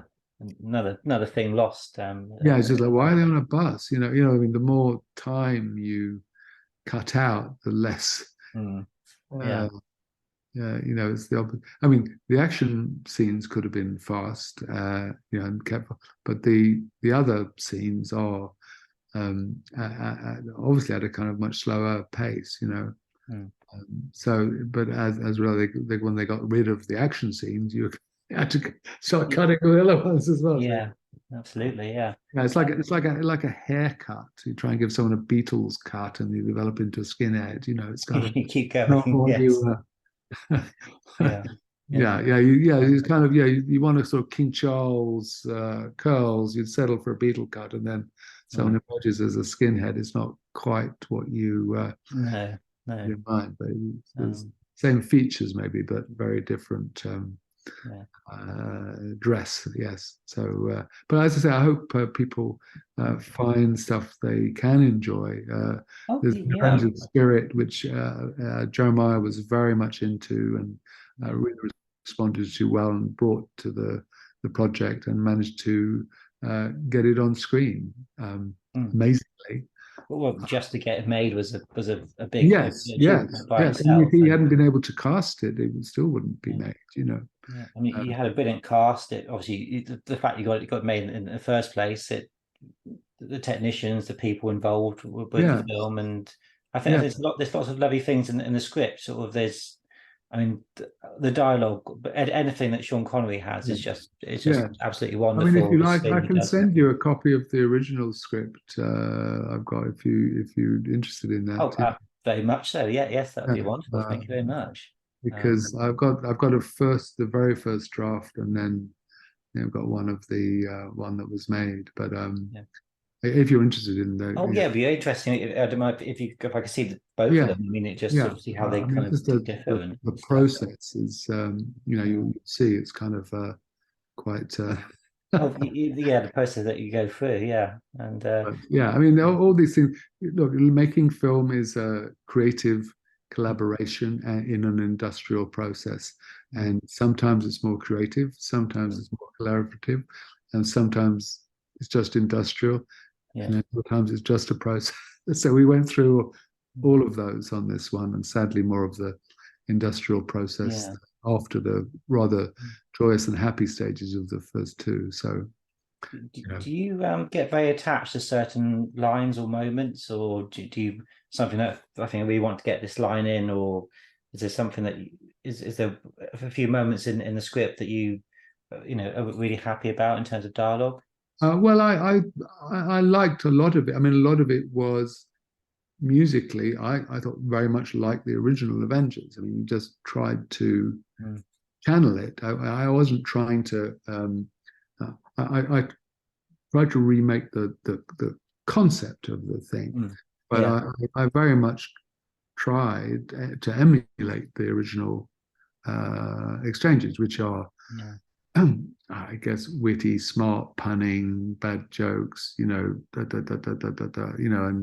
obviously some people don't like the jokes, or some people want this, or they should have been different. But I'm very much trying to channel the original feeling that as Jeremiah was able to do. Jeremiah had a very sort of light touch with the actors. He's very sensitive and very can get very good light performances out of people. So that's so my original was more cold and Scottish and doomy and all that. But Jeremiah got some great performances out of things, and managed the thing really, really well. So it's I'm not I'm not someone who have favorite kind of lines or everything. I've never. I haven't seen the film all the way through, for 25 years. So, but I saw it so much. Everything is engraved. Yes. I don't even really need to see it. As I say, it's like seeing a much loved child with a limp. You just recall the accident that. It's. I think the cast is great, and the actors are having fun with it, and it used to rocket along, with wonderful set after wonderful set and wonderful scene after wonderful scene. It's just, as I say, that's still buried somewhere in the Warner's archives. So. Well, I hope they see sense, and there's always anniversaries for the original series. Yes, I would hope they would do that. I mean, I think Jeremiah's original version. I remember seeing it, but it only was 2 hours 20. Yeah, I think, and then the version that's here is 87 minutes or something. I think it's 80, 85, 44. And all right. Well, and that's that includes the credits, which were not the original. So quite long credits and quite long end credits as well. So that so it's I mean it's they cut half of it out. well, yeah. so it's uh, uh, it. I mean, it was supposed to be bewildering in a very enjoyable way, but I Yeah. suspect it's just bewildering in a kind of what were they thinking of kind of way. I think because the Avengers always was a bit puzzling, you could perhaps, if Yes. you just potentially just use that as the explanation for it, Yes. you Well, were, there was that. I didn't practice my alibis quite like that, but I yeah, mean, the truth, I was a film critic for a long while. And people make their own movies up when they see something, and yeah, you have to leave it to the audience. Unfortunately, that's you're weighed in the balance of audience opinion and found wanting. You have to, you can't browbeat them, but you just tell the war stories many years later, and we're lucky to survive. We're lucky to have had a go at making a great movie, and we kind of tripped up collectively.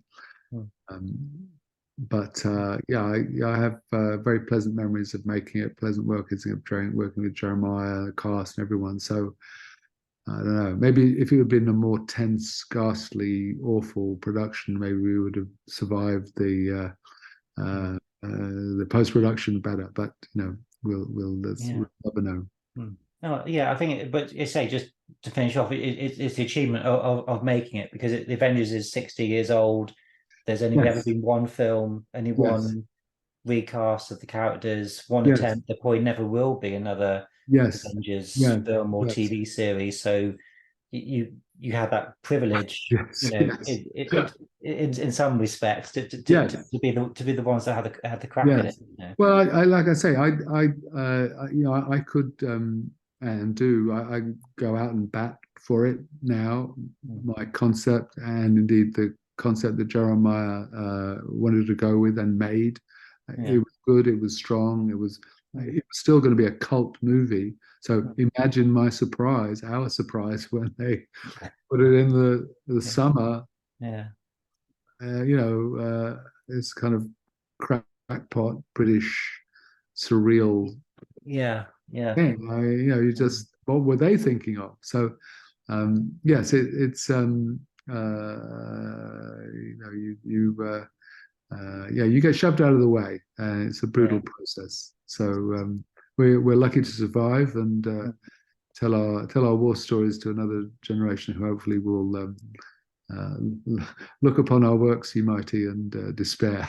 Well, I think it's now becoming a bit of a cult movie, isn't it? So people are starting to, Yeah, so it really coming back full circle to its original intention. it's strange. Yeah, I mean, I've seen a number of lists of cult movies because again, because people these days, I mean, life of movies, they just used to be released and then they stopped. And now, of course, things do go on. Things do go. A few people will watch this and maybe and tell a few other people, and other things will track it down maybe, and see this crazy screenwriter wittering on, and then the director coming on. And, oh my! But actually, I think these things do make a difference. Movies should have their own life, especially one that was like hammered, like the Avengers. You like to think that it can have another life, which will be better thought of, and or at least the thing I would just like to see is really just people being more curious about what happened, why it happened, and just more interested. It's not a great story to experience, but it's a good story to tell, and the way these things work. Obviously, I'm sad it didn't work out better for everyone. I'm sad that the Avengers didn't. There isn't another 5 Avengers movies. I'm sad that my royalty statements didn't get mixed up with the other Avengers movies. That there are many regrets, but you just saying you're like a matador in a bullfight. You get dressed up in your suit and you go into the bullfight, and that's what you do. And if they boo, they boo, but you only have one go, and you have to make the best of it. So we retreat wounded to fight again another day. But as I hope people find it and have fun with it and enjoy. I hope they enjoy your enthusiasm for it and your interest. So Hopefully, yeah, I hope people be inspired having a look at it and to reappraise it. yes. Just out of curiosity, before I let you go, did you always want to be a writer? Because you said you were a film critic. How did you then sort of go into writing for It's film? that's probably another hour and a half, which I won't. Maybe we could talk about that later or something. Yes, another. Because I did, because I was never sure how long we've been talking, and I did look at some other aspects of your career. So if you wanted to perhaps Right. talk again Well, about I'm happy things, to talk about it. I yeah, suspect it's probably not a good, as one to record, but I'm happy to always to say. But yeah, I worked as a film critic at Time Out because I knew everything about movies, and I'd worked in cinemas, and I knew just everything about movies when I was super young, and I worked with lots of people, and then. I was a journalist for a long while, did features journalism, and then I began to realize that I had to work on longer things and which would have a longer life and which I could work on with more people. And so I decided to take up to venture into the world of writing originally for television, but I got an agent and just kept on. So I always had a kind of an ambitious thing to try and write the movies that I would like to see. That was my quite a simple goal. Yeah, and then you're still doing it. You're still living that dream. Yes. I had a credit on a movie last year, 13 Lives, which had Colin Farrell, and it was about the Thai cave rescue, and there was one Howard film. Yeah. Yes, the movie The Gunman with Sean Penn a few years before that. There was this TV series on Life of Ian Fleming with Dominic Cooper and Leslie Manville. And I've worked on lots of other bits and pieces. I have other scripts just now that people are trying to do and everything. So, we're still out there. Yeah. Well, it sounds wonderful, and yeah, obviously keep up the great work, and we'll keep our fingers crossed for the Avengers director's cut. You never know. You never know. Well, thank you very much, Don, for talking to me for so long, and it's been a really joyous experience. Not at all. Well, I'm glad you have the stamina to interrogate me so enthusiastically. It's a pleasure to chat, and I hope people enjoy at least some of my ramblings. It was very good. I'm sure they will. Thank you very much, and have a great week. Lovely to talk to you. You too. Take care. You too. Bye-bye.